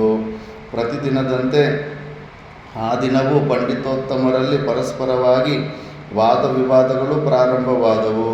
ಇದಮೇವಂ, ಇದು ಹೀಗೆಯೇ ಸರಿ ಎನ್ನುವರೊಬ್ಬರು. ನಚಾಪ್ಯೇವಂ, ಇದು ಹೀಗಾಗೋದಿಲ್ಲ ಎನ್ನುವರು ಮತ್ತೊಬ್ಬರು. ಏವಂಚ ತತ್ ನ ಚ ಅನ್ಯತ, ಇದು ಹೀಗೆಯೇ ಆಗಬೇಕು ಹೊರತು ಬೇರೆಯ ರೀತಿಯಲ್ಲಿ ಆಗುವ ಸಾಧ್ಯತೆ ಇಲ್ಲ ಎನ್ನುವರು ಮಗದೊಬ್ಬರು ಇರ್ತಾರೆ. ಅದು ನಮಗೆ ಇಷ್ಟಪ್ಪ ಇದ್ದಂಗೆ ಅಲ್ಲೂ ಕೂಡ ಅಷ್ಟು ವಾದವಿವಾದದಲ್ಲಿ ವಾಸ್ತು ಅಂತೆ, ಅದಂತೆ, ಇದಂತೆ, ಇದು ಹಿಂಗೆ ಮಾಡಬೇಕಂದ್ರೆ ಇಲ್ಲ ಹಂಗೆ ಮಾಡಬೇಕು, ಇಲ್ಲ ಮುಂಚೆ ಅಗರಬತ್ತಿ ಹಚ್ಬೇಕಿಲ್ಲ ತೆಂಗಿನಕಾಯಿ ಹೊಡಿಬೇಕು, ಫಸ್ಟ್ ತೆಂಗಿನಕಾಯಿ ಹೊಡಿ ಅಂತಾರೆ. ಎಲ್ಲ ಹಿಂಗೆ ಜಗಳ ಮಾಡ್ಕೊತಾ ಇರ್ತಾರೆ. ಈ ರೀತಿಯ ವಾದ ವಿವಾದಗಳಲ್ಲಿ ಒಮ್ಮೆ ಒಬ್ಬರು ಧ್ವನಿಯು ಕುಗ್ಗುತ್ತಿದ್ದಿತು. ಮತ್ತೊಬ್ಬರು ಮುಂದೆ ತಮ್ಮ ವಾಕ್ಪಟುತ್ವದಿಂದ ಎದುರಾಳಿಯ ಧ್ವನಿಯು ಕುಗ್ಗುವಂತೆ ಮಾಡುತ್ತಿದ್ದರು. ತಮ್ಮ ಯುಕ್ತಿಗಳಿಂದ ಹುರುಳಿಲ್ಲದ ವಿಷಯವನ್ನು ತಿರುಳುಳ್ಳ ವಿಷಯವೆಂದು ಸಾಧಿಸುತ್ತಿದ್ದರು. ಹಾಗೆಯೇ ಪ್ರಬಲವಾದ ವಿಷಯವನ್ನು ದುರ್ಬಲವನ್ನಾಗಿ ಮಾಡಿಬಿಡುತ್ತಿದ್ದರು. ಕೆಲವು ಮೇಧಾವಿಗಳಾದ ವಿಪಶ್ಚಿತರಿಗೆ ಇತರರು ಹೇಳುವ ವ್ಯಾಖ್ಯಾನಗಳಲ್ಲಿ ದೋಷಗಳನ್ನು ಹುಡುಕುವುದೇ ಸ್ವಭಾವವಾಗಿ ಹೋಗಿತ್ತು. ಎಲ್ಲ ಪ್ರಕಾರದ ಮನುಷ್ಯರು ಆಗಲಿಂದನೇ ಇದ್ದಾರೆ. ಯಾವ ರೀತಿಯಲ್ಲಿ ಆಕಾಶದಲ್ಲಿ ಹಾರಾಡುತ್ತಿರುವ ಗಿಡಗ ಪಕ್ಷಿಗಳು ಮಾಂಸದ ತುಂಡೊಂದನ್ನು ಕೊಕ್ಕುಗಳಿಂದ ಕಚ್ಚಿ ಎಷ್ಟು ರಭಸದಿಂದ ಎಳೆದಾಡುತ್ತವೆಯೋ ಅಷ್ಟೇ ರಭಸದಿಂದ ವಿದ್ವಾಂಸರು ತಮ್ಮ ಎದುರಾಳಿಯೊಬ್ಬರು ಮಾಡುವ ವ್ಯಾಖ್ಯೆಯಲ್ಲಿ ಕಿಂಚಿತ್ ದೋಷವನ್ನಾದರೂ ಹುಡುಕಿ ಅವರನ್ನು ಖಂಡಿಸಲು ಅವರ ಮೇಲೆ ಬೀಳುತ್ತಿದ್ದರು. ವಾದ ವಿವಾದಗಳೆಲ್ಲವೂ ಶಾಸ್ತ್ರಗಳ ಚೌಕಟ್ಟಿನಲ್ಲಿಯೇ ನಡೆಯುತ್ತಿದ್ದಿತು. ವಾದ ವಿವಾದ ಮಾಡ್ಬೋದು, ಶಾಸ್ತ್ರ ಮರ್ಯಾದೆ ಇಟ್ಕೊಂಡು ಮಾಡಬೇಕು. ಟಿ ವಿ ಚಾನಲಲ್ಲಿ ಪೊಲಿಟಿಕಲ್ ಪಾರ್ಟಿಯವರು ವಾದ ವಿವಾದ ಮಾಡ್ಕೊತಾರಲ್ಲ ಗಲೀಜಾಗಿ, ಹಂಗಿಲ್ಲ. ಮಧ್ಯದಲ್ಲಿ ಇಂಟರಪ್ಟ್ ಮಾಡಬಾರ್ದು. ಒಬ್ಬರು ಪೂರ್ತಿ ಮಾತಾಡೋದು ಮುಗಿಸಿದ ಮೇಲೆ ಇನ್ನೊಬ್ಬರು ಮಾತಾಡಬೇಕು. ಅವ್ರು ಮಾತಾಡೋದು ಪೂರ್ತಿ ಮಾಡೋದಲ್ಲೇ ಇನ್ನು ನಾಯಿ ಥರ ಬೋಗುವತ್ತಿನ ಸ್ಟಾರ್ಟ್ ಮಾಡಿಬಿಡ್ತಾರೆ. ಹಂಗಲ್ಲ, ಅಲ್ಲಿ ತುಂಬ ಸಿಸ್ಟಮ್ಯಾಟಿಕ್ಕಾಗಿ ಶಾಸ್ತ್ರಾರ್ಥ ನಡೀತಾ ಇರುತ್ತೆ. ಮತ್ತೊಂದು ಗುಂಪಿನವರು ಧರ್ಮ ಜಿಜ್ಞಾಸೆಯಲ್ಲಿಯೇ ನಿರತರಾಗಿದ್ದರು. ಮತ್ತೆ ಕೆಲವರು ಶ್ರುತಿ ಸ್ಮೃತಿ ಭಾಷ್ಯಾದಿಗಳ ವಿವರಣೆಯಲ್ಲಿ ನಿರತರಾಗಿದ್ದರು. ಜನಮೇಜಯ, ದೇವರ್ಷಿ ಬ್ರಹ್ಮರ್ಷಿಗಳಿಂದಲೂ ಪಂಡಿತೋತ್ತಮರಿಂದಲೂ ರಾಜ ಮಹಾರಾಜರಿಂದಲೂ ಕೂಡಿದ್ದ ಆ ಮಹಾಸಭೆಯು ನಿಶ್ಚಯವಾಗಿಯೂ ನಕ್ಷತ್ರಗಳಿಂದ ಕೂಡಿರುವ ಆಕಾಶದಂತೆಯೇ ವಿರಾಜಿಸುತ್ತಿತ್ತು. ಆ ಮಹಾಸಭೆಯಲ್ಲಿ ವ್ರತ ನಿಯಮಗಳಲ್ಲಿ ಗಳಿಲ್ಲದವನಾಗಲಿ ದ್ವಿಜನಲ್ಲದವನಾಗಲಿ ಯಾರೂ ಇರಲಿಲ್ಲ. ನಾರದರಿಗೆ ಯುಧಿಷ್ಠಿರನ ವೈಭವವನ್ನು ನೋಡಿ ಬಹಳ ಸಂತೋಷವಾಯಿತು. ಒಡನೆಯೇ ಮನಸ್ಸಿನಲ್ಲಿ ಒಂದು ಯೋಚನೆಯು ಉದ್ಭವಿಸಿತು. ದೇವರ್ಷಿಗಳಾದ ನಾರದರು ಹಿಂದೊಮ್ಮೆ ಬ್ರಹ್ಮಸಭೆಯಲ್ಲಿ ನಡೆದಿದ್ದ ವಿಷಯಗಳೆಲ್ಲವನ್ನೂ ಸ್ಮರಿಸಿಕೊಂಡರು. ದೇವತೆಗಳೆಲ್ಲರೂ ಮಾನುಷ ರೂಪಗಳನ್ನು ಧರಿಸಿ ಭೂಮಿಯಲ್ಲಿ ಅವತರಿಸಿರುವರೆಂಬುದರ ಅರಿವು ನಾರದರಿಗುಂಟಾಯಿತು. ಒಡನೆಯೇ ನಾರದರು ಕಮಲಾಕ್ಷನಾದ ಹರಿಯನ್ನು ನೆನೆದರು. ಮಹಾಮಹಿಮನಾದ ಶ್ರೀಹರಿಯು ಹಿಂದೆ ದೇವತೆಗಳಿಗೆ ಹೇಳಿದ್ದ ಮಾತುಗಳು ನಾರದರ ಸ್ಮೃತಿ ಪಥದಲ್ಲಿ ಬಂದವು. ಭೂಮಿಯಲ್ಲಿ ಮಾನುಷ ರೂಪಗಳಿಂದ ಅವತಾರ ಮಾಡಿ ಅಭೀಷ್ಟ ಸಿದ್ಧಿಯಾದ ನಂತರ ಪರಸ್ಪರವಾಗಿ ಕಾದಾಡಿ ಪುನಃ ಸ್ವರ್ಗಲೋಕಕ್ಕೆ ಬನ್ನಿರಿ, ಇದೇ ನಾರಾಯಣನ ಸಂದೇಶವಾಗಿದ್ದಿತ್ತು. ಶಂಭುವಾದ ಭೂತವಾಹನನಾದ ಶ್ರೀಹರಿಯು ದೇವತೆಗಳಿಗೆ ಈ ರೀತಿಯಾಗಿ ಸಂದೇಶ ನೀಡಿ ಇಂದು ಯಾದವ ಕುಲದಲ್ಲಿ ಅವತರಿಸಿದ್ದಾನೆ. ಭೂಮಿಯಲ್ಲಿ ಅಂಧಕ ವೃಷ್ಣಿಗಳ ವಂಶದಲ್ಲಿ ಹುಟ್ಟಿ ಸಕಲ ಸೌಭಾಗ್ಯಗಳನ್ನು ಹೊಂದಿ ನಕ್ಷತ್ರಗಳ ಮಧ್ಯದಲ್ಲಿ ಚಂದ್ರನು ಪ್ರಕಾಶಿಸುವಂತೆ ವಿರಾಜಿಸುತ್ತಿರುವ ವಿಷಯವೂ ನಾರದರಿಗೆ ತಿಳಿಯಿತು. ಯಾವನ ಬಾಹುಬಲವನ್ನು ಇಂದ್ರನೇ ಮೊದಲಾದ ದೇವತೆಗಳು ಉಪಾಸನೆ ಮಾಡುತ್ತಾರೆಯೋ ಅಂತಹ ಮಹಾನುಭಾವನಾದ ಶತ್ರುಮರ್ದನನಾದ ಶ್ರೀಹರಿಯು ಮನುಷ್ಯರಂತೆಯೇ ತೋರ್ಪಡಿಸಿಕೊಂಡು ಇಲ್ಲಿ ಕುಳಿತಿದ್ದಾನೆ. ದೇವತೆಗಳನ್ನು ಮಾನವ ಲೋಕಕ್ಕೆ ಬರಲು ನಿರ್ದೇಶಿಸಿದ ಮಹಾನುಭಾವನಾದ ಶ್ರೀಹರಿಯೇ ಇಂದು ದೇವತೆಗಳನ್ನು ಪುನಃ ಸ್ವರ್ಗಕ್ಕೆ ಒಯ್ಯುವ ಕಾರ್ಯದಲ್ಲಿ ಪ್ರವೃತ್ತನಾಗಿದ್ದಾನೆ ಎಂದು ನಾರದರು ನಿಶ್ಚಯಿಸಿದವರಾಗಿ ನಿಟ್ಟುಸಿರು ಬಿಟ್ಟು ಆ ಮಹಾಸಭೆಯಲ್ಲಿ ಮುಂದಿನ ಆಗು ಹೋಗುಗಳನ್ನೆಲ್ಲ ಯೋಚಿಸುತ್ತಾ ಕುಳಿತರು. ಜನಮೇಜಯ, ಮಹಾಮಹಿಮರಾದ ನಾರದರಿಗೆ ಶ್ರೀಕೃಷ್ಣನು ಸರ್ವಾಂತರ್ಯಾಮಿ ಎಂಬುದು, ಪರಾತ್ಪರನೆಂಬುದು, ಪರಮಾತ್ಮನೆಂಬುದು ಮತ್ತು ಯಜ್ಞಯಾಗಾದಿಗಳಲ್ಲಿ ಆ ಮಹಾನುಭಾವನನ್ನೇ ಸಕಲರೂ ಆರಾಧಿಸುತ್ತಾರೆಂಬ ವಿಷಯವೂ ತಿಳಿದಿತ್ತು. ನೀನು ಯಾವುದೇ ಯಜ್ಞ ಮಾಡು, ಯಾವುದೇ ಪೂಜೆ ಮಾಡು, ಆಕಾಶಾತ್ ಪತಿತಂ ತೋಯಂ ಯಥಾ ಗಚ್ಚತಿ ಸಾಗರಂ ಸರ್ವದೇವ ನಮಸ್ಕಾರಃ ಕೇಶವಂ ಪ್ರತಿ ಗಚ್ಚತಿ. ಬಿದ್ದಿರುವ ಒಂದೊಂದು ಹನಿಯು ಸಮುದ್ರನೇ ಹೇಗೆ ಸೇರಿಕೊಳ್ಳುತ್ತೋ ನಾವು ಮಾಡೋ ನಮಸ್ಕಾರ ಪ್ರತಿಯೊಂದು ಕೂಡ ಆ ನಿರ್ಗುಣ ನಿರಾಕಾರ ಸ್ವರೂಪನಾದ ಪರಮಾತ್ಮನಿಗೆ ಸೇರುತ್ತೆ. ಅಲ್ಲ ಅವ್ರು ಯಾಗದಲ್ಲಿ ಕೂತಿರೋರು ಗೊತ್ತಿಲ್ಲ ಪರಮಾತ್ಮ ಅಲ್ಲೇ ಪಕ್ಕದಲ್ಲಿದ್ದಾನಂತ, ಬಟ್ ಅದೆಲ್ಲವೂ ಶ್ರೀಕೃಷ್ಣನಿಗೆ ಸೇರ್ತಾ ಇರುತ್ತೆ. ಮುಂದೇನಾಗಬೇಕೆಂಬುದನ್ನು ನಾರದರು ತರ್ಕಿಸಿದರು. ಮುಂದಾಗುವುದನ್ನು ತಿಳಿದಿದ್ದರೂ ಕೆಲವು ಭಯಾನಕ ದೃಶ್ಯಗಳು ಕಣ್ಮುಂದೆ ಬಂದಾಗ ಮನುಷ್ಯನು ಚಿಂತಾಮಗ್ನನಾಗುತ್ತಾನೆ. ಅಂತೆಯೇ ನಾರದರು ಆನಂದವೆಂಬ ಮಹಾಸಾಗರದಲ್ಲಿ ಮುಳುಗಿ ತೇಲುತ್ತಿದ್ದ ಮಹಾ ಸಭಾ ಮಧ್ಯದಲ್ಲಿ ಮಗ್ನರಾಗಿ ಕುಳಿತಿದ್ದರು. ಭೀಷ್ಮನು ಯುಧಿಷ್ಠಿರನಿಗೆ ಮುಂದಿನ ಕರ್ತವ್ಯವನ್ನು ನಿರ್ದೇಶ ಮಾಡುತ್ತಾ ಹೇಳಿದನು. ಮಗು ಯುಧಿಷ್ಠಿರ, ಬಂದಿರುವ ರಾಜರಲ್ಲಿ ಅವರವರ ಗೌರವ ಮರ್ಯಾದೆಗಳಿಗೆ ಅನುಸಾರವಾಗಿ ಪರಮಶ್ರೇಷ್ಠರಿಂದ ಪ್ರಾರಂಭಿಸಿ ಅರ್ಘ್ಯವು ಕೊಡಲ್ಪಡಲಿ. ಆಚಾರ್ಯರು, ಋತ್ವಿಜರು, ಬಂಧುಗಳು, ಸ್ನಾತಕರು, ಮಿತ್ರರು ಮತ್ತು ರಾಜರು ಇವರು ಅರ್ಘ್ಯ ಪ್ರದಾನಕ್ಕೆ ಅರ್ಹರೆಂದು ಹಿರಿಯರು ಹೇಳುತ್ತಾರೆ. 1 ವರ್ಷ ಕಳೆದ ಮೇಲೆ ಬಂದರೆ ಅವರಿಗೆ ಪುನಃ ಅರ್ಘ್ಯ ಪ್ರದಾನವನ್ನು ಮಾಡಬೇಕು. 1 ವರ್ಷ ಮಧುಪರ್ಕ ಪೂಜೆಯನ್ನು ಸಲ್ಲಿಸಿದ್ದು ವರ್ಷವು ತುಂಬುವುದರೊಳಗೆ ಅವರು ಮತ್ತೆ ಬಂದರೆ ಪುನಃ ಅವರಿಗೆ ಅರ್ಘ್ಯವನ್ನು ಮಧುಪರ್ಕವನ್ನು ಕೊಡಬೇಕಾಗಿಲ್ಲ. ಇಲ್ಲಿಂದ ಬಂದಿರುವ ರಾಜರೆಲ್ಲರೂ ಅನೇಕ ವರ್ಷಗಳಾದ ಮೇಲೆ ಬಂದಿರುತ್ತಾರೆ. ಭೀಷ್ಮನು ರಾಜರ ಕಡೆಗೆ ಕೈದೋರುತ್ತಾ ಹೇಳಿದನು. ಯುಧಿಷ್ಠಿರ, ಇವರೆಲ್ಲರಿಗೂ ಅನುಕ್ರಮವಾಗಿ ಅರ್ಘ್ಯ ಪ್ರದಾನ ಮಾಡಿ ಸತ್ಕರಿಸು. ಆದರೆ ಮೊಟ್ಟ ಮೊದಲು ಸರ್ವಶ್ರೇಷ್ಠರಾದವರಿಗೆ ಪ್ರಥಮಾರ್ಘ್ಯವೂ ಕೊಡಲ್ಪಡಲಿ. ಆ ಮಹಾಸಭೆಯಲ್ಲಿ ಸರ್ವಶ್ರೇಷ್ಠರು ಯಾರೆಂದು ನಿಶ್ಚಯಿಸುವುದು ಬಹಳ ಕಠಿಣವಾದ ವಿಷಯ. ಶ್ರೇಷ್ಠರಾದವರನ್ನು ಸರ್ವರೂ ಒಪ್ಪಿಕೊಳ್ಳಲೇಬೇಕಾಗುವುದು. ಅಂತಹ ವ್ಯಕ್ತಿ ಯಾರು? ಧರ್ಮರಾಜನು ಆ ಸಮಸ್ಯೆಯ ಪರಿಹಾರಕ್ಕೆ ತಾನೇ ಯತ್ನಿಸಲಿಲ್ಲ. ಪಿತಾಮಹನಾದ ಭೀಷ್ಮನನ್ನೇ ಕೇಳಿದನು. ತಾತ, ನೀನು ಕುರುವಂಶ ಪ್ರದೀಪನೂ ಮತ್ತು ಕುರುವಂಶ ಮುಖ್ಯನೂ ಆಗಿರುವೆ.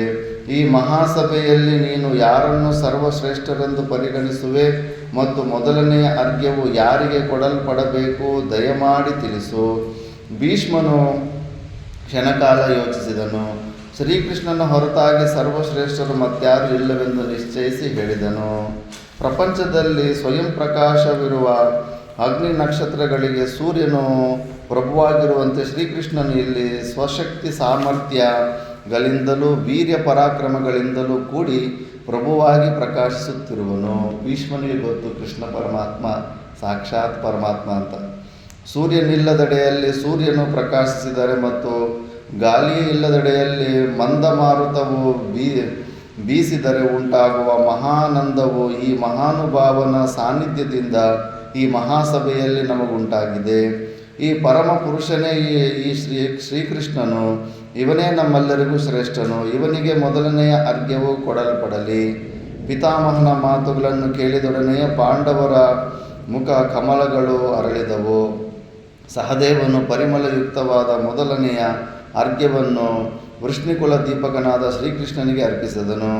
ಶ್ರೀಕೃಷ್ಣನು ಅರ್ಘ್ಯವನ್ನು ಯಥಾಶಾಸ್ತ್ರವಾಗಿ ಸ್ವೀಕರಿಸಿದನು. ಎಲ್ಲ ಕರ್ಮಗಳು ಸಾಂಗವಾಗಿ ಪ್ರಶಾಂತ ವಾತಾವರಣದಲ್ಲಿ ಮುಗಿಯುವುದರಲ್ಲಿತ್ತು. ಆದರೆ ಶಿಶುಪಾಲನಿಗೆ ಮಾತ್ರ ಶ್ರೀಕೃಷ್ಣನಿಗೆ ಮೊದಲನೆಯ ಅರ್ಘ್ಯವನ್ನು ಪ್ರದಾನ ಮಾಡಿದುದು ಸಹಿಸದಾಯಿತು. ಆ ಮಹಾಸಭೆಯಲ್ಲಿ ಭೀಷ್ಮನು ಹೇಳಿದುದನ್ನು ಯುಧಿಷ್ಠಿರನು ಮಾಡಿದುದನ್ನು ಶಿಶುಪಾಲನು ಕಟುವಾಗಿ ಟೀಕಿಸಿದ್ದು ಮಾತ್ರವಲ್ಲದೆ ಮಹಾಮಹಿಮನಾದ ವಾಸುದೇವನನ್ನು ತೆಗಳಲು ಪ್ರಾರಂಭಿಸಿದನು. ಇದನ್ನು ನಾರದರು ನೋಡಿಬಿಟ್ಟು ಚಿಂತೆ ಮಾಡ್ತಾ ಇರ್ತಾರೆ. ಇಷ್ಟು ಒಳ್ಳೆಯ ಸಭೆಯಲ್ಲಿ ಮರ್ಡರ್ಗಳೆಲ್ಲ ನಡೀತಾವಲ್ಲ ಇನ್ನು ಅಂತ. ಅದು ಇನ್ನು ಜನಮೇಜಯ. ಶಿಶುಪಾಲನ ಕಣ್ಣುಗಳು ಕೆಂಪಾದವು, ತುಟಿಗಳು ಅದರುತ್ತಿದ್ದವು. ಗುಡುಗುನಂತಹ ಗಡುಸಾದ ಧ್ವನಿಯಲ್ಲಿ ಮಾತನಾಡಲು ಮೊದಲಿಟ್ಟನು.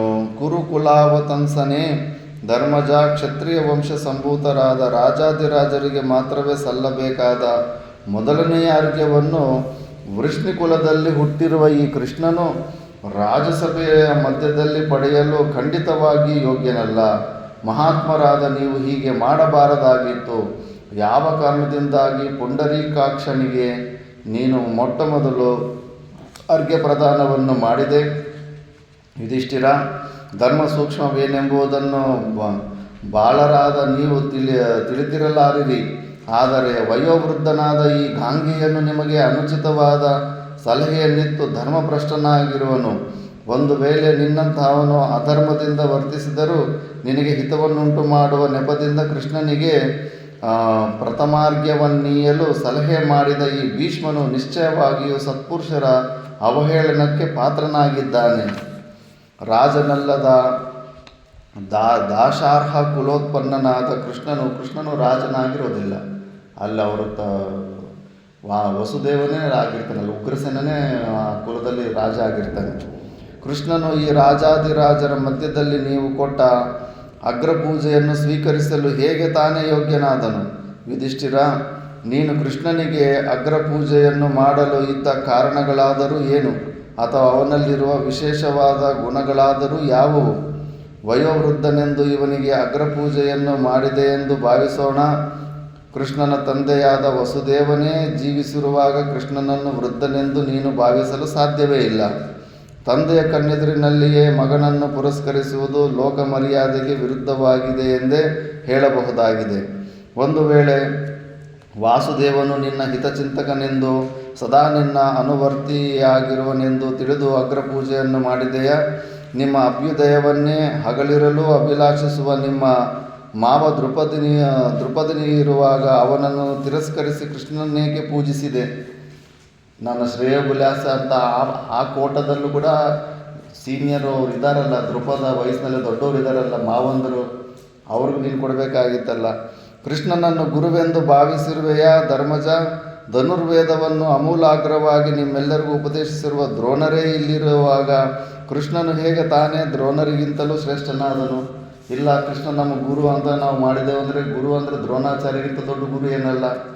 ಇವರೇ ಅಲ್ಲದೆ ಈ ಮಹಾಸಭೆಯಲ್ಲಿ ಇನ್ನೂ ಎಂತೆಂತಹ ಮಹಾನುಭಾವರಿದ್ದಾರೆ.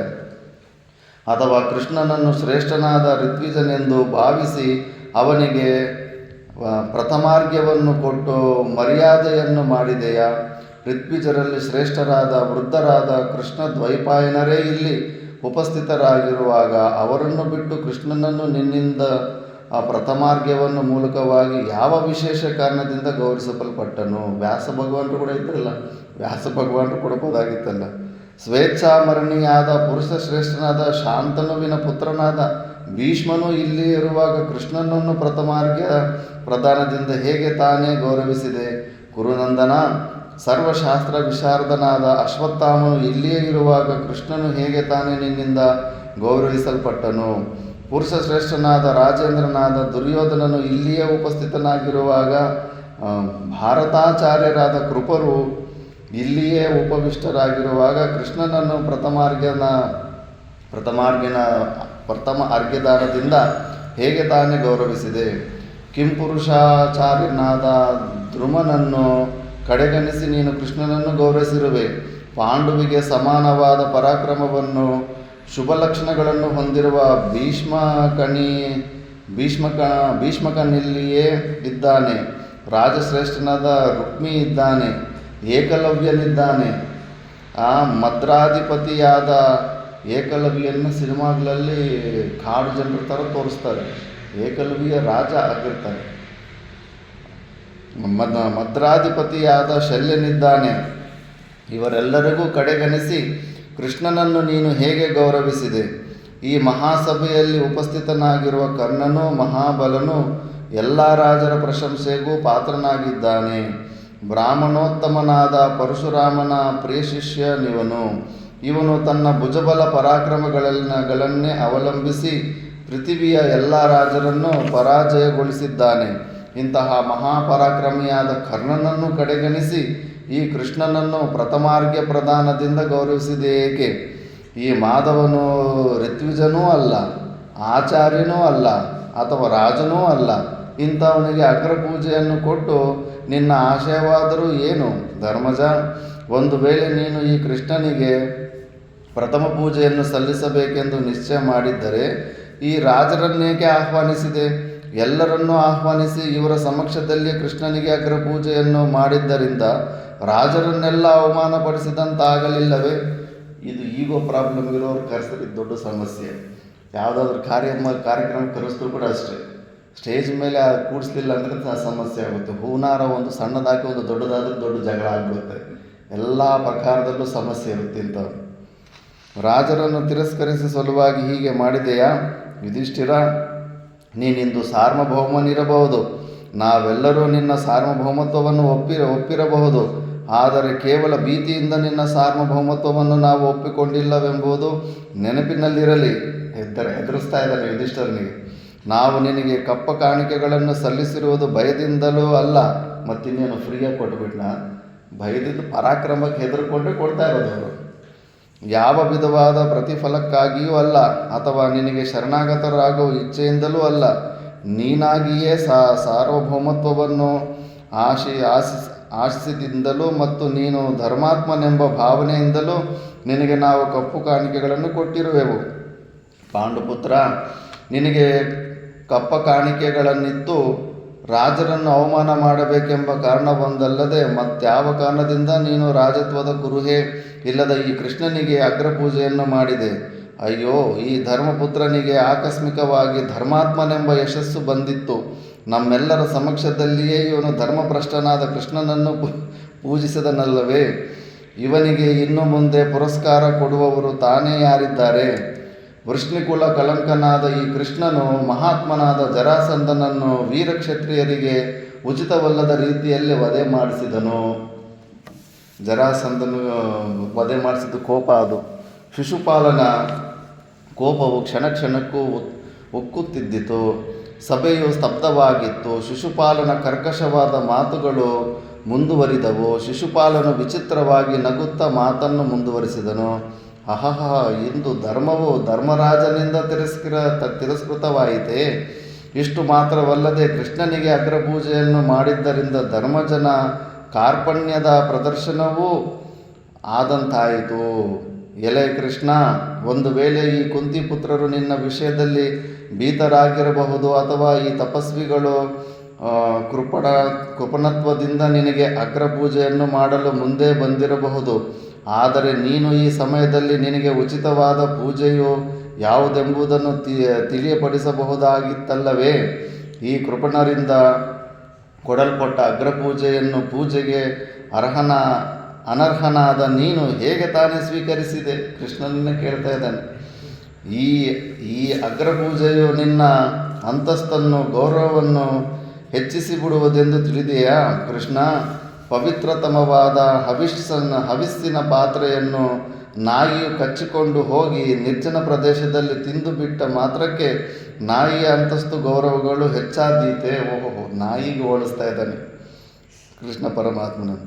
ನಿಶ್ಚಯವಾಗಿ ಹೇಳುವುದಾದರೆ ಕೃಷ್ಣ, ಇಂದು ನಿನಗಿತ್ತ ಅಗ್ರಪೂಜೆಯಿಂದ ಈ ಕುಂತಿಪುತ್ರರು ಇಲ್ಲಿ ನೆರೆದಿರುವ ರಾಜಾದಿರಾಜರನ್ನು ಅವಮಾನ ಮಾಡಿದಂತಾಗಿರುವುದಿಲ್ಲ, ನಿನ್ನನ್ನೇ ಅವಮಾನಪಡಿಸಿದಂತಾಗಿದೆ. ರಾಜಲಕ್ಷಣಗಳೇ ಇಲ್ಲದ ನಿನಗೆ ರಾಜಾದಿರಾಜರಿಗೆ ಉಚಿತವಾದ ಅಗ್ರಪೂಜೆಯನ್ನು ಕೊಟ್ಟಿರುವುದು ನಿನಗೆ ಅವಮಾನ ಮಾಡಿದಂತಾಗಲಿಲ್ಲವೇ? ಮಾಧವ, ನಿನಗೆ ಸಲ್ಲಿಸಿದ ಅಗ್ರಪೂಜೆಯ ಪ್ರಯೋಜನ ಅಥವಾ ಫಲವೇನೆಂದು ಹೇಳಲೇ? ನಪುಂಸಕನೊಬ್ಬನಿಗೆ ಕಡು ಚೆಲುವೆಯೊಡನೆ ವಿವಾಹ, ಅಂದರೆ ನಪುಂಸಕನ ಜೊತೆ ಮದುವೆ ಮಾಡಿಕೊಟ್ಟಂಗೆ ಮಾಡ್ದಂಗಿದೆ ನಿನಗೆ ಮಾಡಿರೋ ಸತ್ಕಾರ ಅಂತ. ಕುರುಡನ ಮುಂದೆ ರೂಪದರ್ಶನ ಮಾಡುವುದಂದರೆ ಕನ್ನಡಿಯನ್ನು ಹಿಡಿಯುವುದು. ಹಾಗೆಯೇ ರಾಜನಲ್ಲದ ನಿನಗೆ ರಾಜೋಚಿತವಾದ ಅಗ್ರಪೂಜೆ, ಇವೆಲ್ಲವೂ ಒಂದೇ ವಿಧವಾದ ಫಲವನ್ನು ಕೊಡುತ್ತದೆ, ಅಂದರೆ ನಿಷ್ಫಲಗಳೇ ಸರಿ. ಅನಂತರ ಶಿಶುಪಾಲನು ರಾಜರನ್ನು ಉದ್ದೇಶಿಸಿ ಹೇಳಿದನು, ಎಲೈ ರಾಜರೇ, ನಮಗೇನೋ ಇದರಿಂದ ಸ್ವಲ್ಪ ಪ್ರಯೋಜನವೇ ಆದಂತಾಗಿದೆ. ಈ ಸಮಾರಂಭದಿಂದಾಗಿ ನಮಗೆ ಧರ್ಮರಾಜನ ಯೋಗ್ಯತೆ ಏನು, ಭೀಷ್ಮನ ಯೋಗ್ಯತೆ ಎಂತಹದು, ವಾಸುದೇವನ ಯೋಗ್ಯತೆ ಏನು ಎಂಬುದು ಅತಿ ಸ್ಪಷ್ಟವಾಗಿ ತಿಳಿಯಿತು. ಇದೇ ನಮಗಿಂದು ಆಗಿರುವ ಪ್ರಯೋಜನ. ಮಹಾತ್ಮರೆನಿಸಿಕೊಂಡ ಇವರೆಲ್ಲರೂ ತಮ್ಮ ನೈಜ ಸ್ವರೂಪವನ್ನೇನೆಂಬುದನ್ನು ಇಲ್ಲಿ ಪ್ರದರ್ಶಿಸಿಕೊಂಡಿದ್ದಾರೆ. ಇನ್ನು ನಾವಿಲ್ಲಿ ನಿಲ್ಲುವ ಕಾರಣವಿಲ್ಲ ಎಂದು ಹೇಳಿ ಶಿಶುಪಾಲನು ಸಿಂಹಾಸನದಿಂದೆದ್ದು ಕೆಲವು ರಾಜರೊಡನೆ ಸಭಾಮಂದಿರವನ್ನು ಬಿಟ್ಟು ಹೊರಟನು.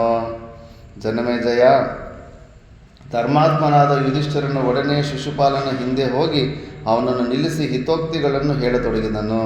ಶಿಶುಪಾಲ, ನಿನ್ನ ಬಾಯಿಂದ ಹೊರಟ ಮಾತುಗಳು ನಿನ್ನ ಘನತೆಗೆ ತಕ್ಕದ್ದಲ್ಲ. ಪಿತಾಮಹನಾದ ಭೀಷ್ಮನನ್ನು ಧರ್ಮ ಸೂಕ್ಷ್ಮವನ್ನು ತಿಳಿದವನಲ್ಲವೆಂದು ಹೇಳಿರುವುದು ನಿಶ್ಚಯವಾಗಿಯೂ ಪಾಪಕರವೂ ಮತ್ತು ಕಠೋರವೂ ಆಗಿದೆ. ಎಷ್ಟು ಜನರನ್ನು ನೋಡಿರ್ತಾನೆ ಭೀಷ್ಮ. ಛೇದಿರಾಜ ನಿನ್ನೊಡನಿರುವ ಇತರ ರಾಜರನ್ನಾದರೂ ನೋಡಿ ಸುಮ್ಮನಿರಬಾರದೆ? ಇವರೆಲ್ಲನೇಕರು ನಿನಗಿಂತಲೂ ಹಿರಿಯರಾಗಿದ್ದಾರೆ. ಇವರೆಲ್ಲರೂ ಶ್ರೀಕೃಷ್ಣನಿಗೆ ಅಗ್ರಪೂಜೆಯನ್ನು ಮಾಡಲು ಒಪ್ಪಿರುತ್ತಾರೆ. ನೀನು ಅವರಂತೆಯೇ ಶ್ರೀಕೃಷ್ಣನಿಗಿತ್ತಿರುವ ಅಗ್ರಪೂಜೆಯನ್ನು ಒಪ್ಪಿಕೊಳ್ಳುವುದು ಯುಕ್ತವಾಗಿದೆ. ಭೀಷ್ಮನು ನಿಶ್ಚಯವಾಗಿಯೂ ಶ್ರೀಕೃಷ್ಣರೆಂಬೆಯನ್ನು ತತ್ವತಃ ತಿಳಿದಿರುತ್ತಾನೆ. ಶ್ರೀಕೃಷ್ಣನ ವಿಷಯದಲ್ಲಿ ಭೀಷ್ಮನಿಗೆ ತಿಳಿದಿರುವಷ್ಟು ನಿನಗೆ ತಿಳಿಯಲಾರದು. ಅಷ್ಟೇ. ಮತ್ತು ಜ್ಞಾನ ಇದ್ರೇ ಸಾಧನೆ, ಚತುಷ್ಟಯ ಸಂಪತ್ತಿದ್ದು ಸಾಧನೆ ಮಾಡಿದವ್ರಿಗೆ ಪರಮಾತ್ಮನ ದರ್ಶನ ಆಗುತ್ತೆ, ಮೂರ್ಖರಿಗೆ ದರ್ಶನ ಆಗುತ್ತೆ. ಶಟನ ವಿಷಯದಲ್ಲಿ ಧರ್ಮಜನು ಉಪಯೋಗಿಸಿದ ಸತ್ವಗುಣೈಕ ಪ್ರಧಾನವಾದ ವಚನಗಳು ಭೀಷ್ಮನಿಗೆ ಹಿಡಿಸದಾಯಿತು. ಧರ್ಮಜನ ಮಾತು ಮುಗಿಯುತ್ತಲೇ ಭೀಷ್ಮನು ಹೇಳಿದನು. ಅವನ ಹತ್ರ ಏನಿಷ್ಟು ಸಾಫ್ಟಾಗಿ ಮಾತಾಡೋದು ಅಂತ ಭೀಷ್ಮನಿಗೆ ಕೋಪ ಬಂದಿದೆ. ಸನಾತನನಾದ, ಅಪ್ರಮೇಯನಾದ, ಲೋಕವೃದ್ಧನಾದ, ಪುರಾಣ ಪುರುಷನಾದ ಶ್ರೀಕೃಷ್ಣನಿಗೆ ಸಲ್ಲಿಸಿದ ಅಗ್ರಪೂಜೆಗೆ ಪ್ರತಿಭಟನೆಯನ್ನು ತೋರಿದವನಿಗೆ ಸಾಮೋಪಾಯದ ಮಾತುಗಳು ಖಂಡಿತವಾಗಿಯೂ ಸಲ್ಲವು. ಮಹಾಪರಾಕ್ರಮಿಯಾದ ಕ್ಷತ್ರಿಯನೊಬ್ಬನು ಕ್ಷತ್ರಿಯರನ್ನು ಜಯಿಸಿ ಸೋತ ಕ್ಷತ್ರಿಯರನ್ನು ಬಿಟ್ಟರೆ ಜಯಶಾಲಿಯಾದ ಕ್ಷತ್ರಿಯನು ಕ್ಷತ್ರಿಯ ಕುಲಕ್ಕೆ ಗುರು ಎನಿಸಿಕೊಳ್ಳುತ್ತಾನೆ. ರಾಜಾದಿರಾಜರು ಉಪಸ್ಥಿತರಾಗಿರುವ ಈ ಮಹಾಸಭೆಯಲ್ಲಿ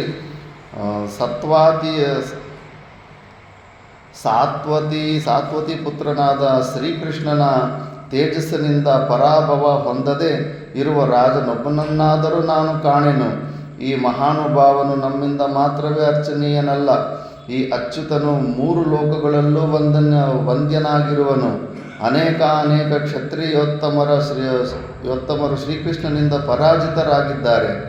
ಸಕಲವಾದ ಈ ಚತುರ್ದಶ ಭುವನಗಳು ಶ್ರೀಕೃಷ್ಣನಲ್ಲಿಯೇ ಪ್ರತಿಷ್ಠವಾಗಿವೆ.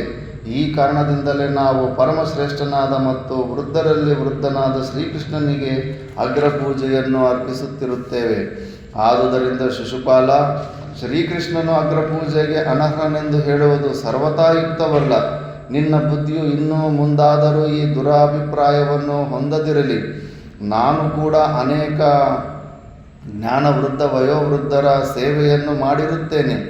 ಮಹಾನುಭಾವರೊಡನೆ ಮಾತನಾಡುವಾಗ ಶೌರಿಯು ಜನ್ಮ ಪ್ರವೃತ್ತಿ ಮಾಡಿರುವ ಅನೇಕ ವಿಧವಾದ ಸಾಹಸ ಕಾರ್ಯಗಳನ್ನು ಕೇಳಿರುತ್ತೇನೆ. ನಾನಾ ದೇಶಗಳ ಜನರೆಲ್ಲರೂ ಶ್ರೀಕೃಷ್ಣನ ಗುಣಕಥನವನ್ನು ಮಾಡಿರುವುದನ್ನು ಕೇಳಿರುತ್ತೇನೆ.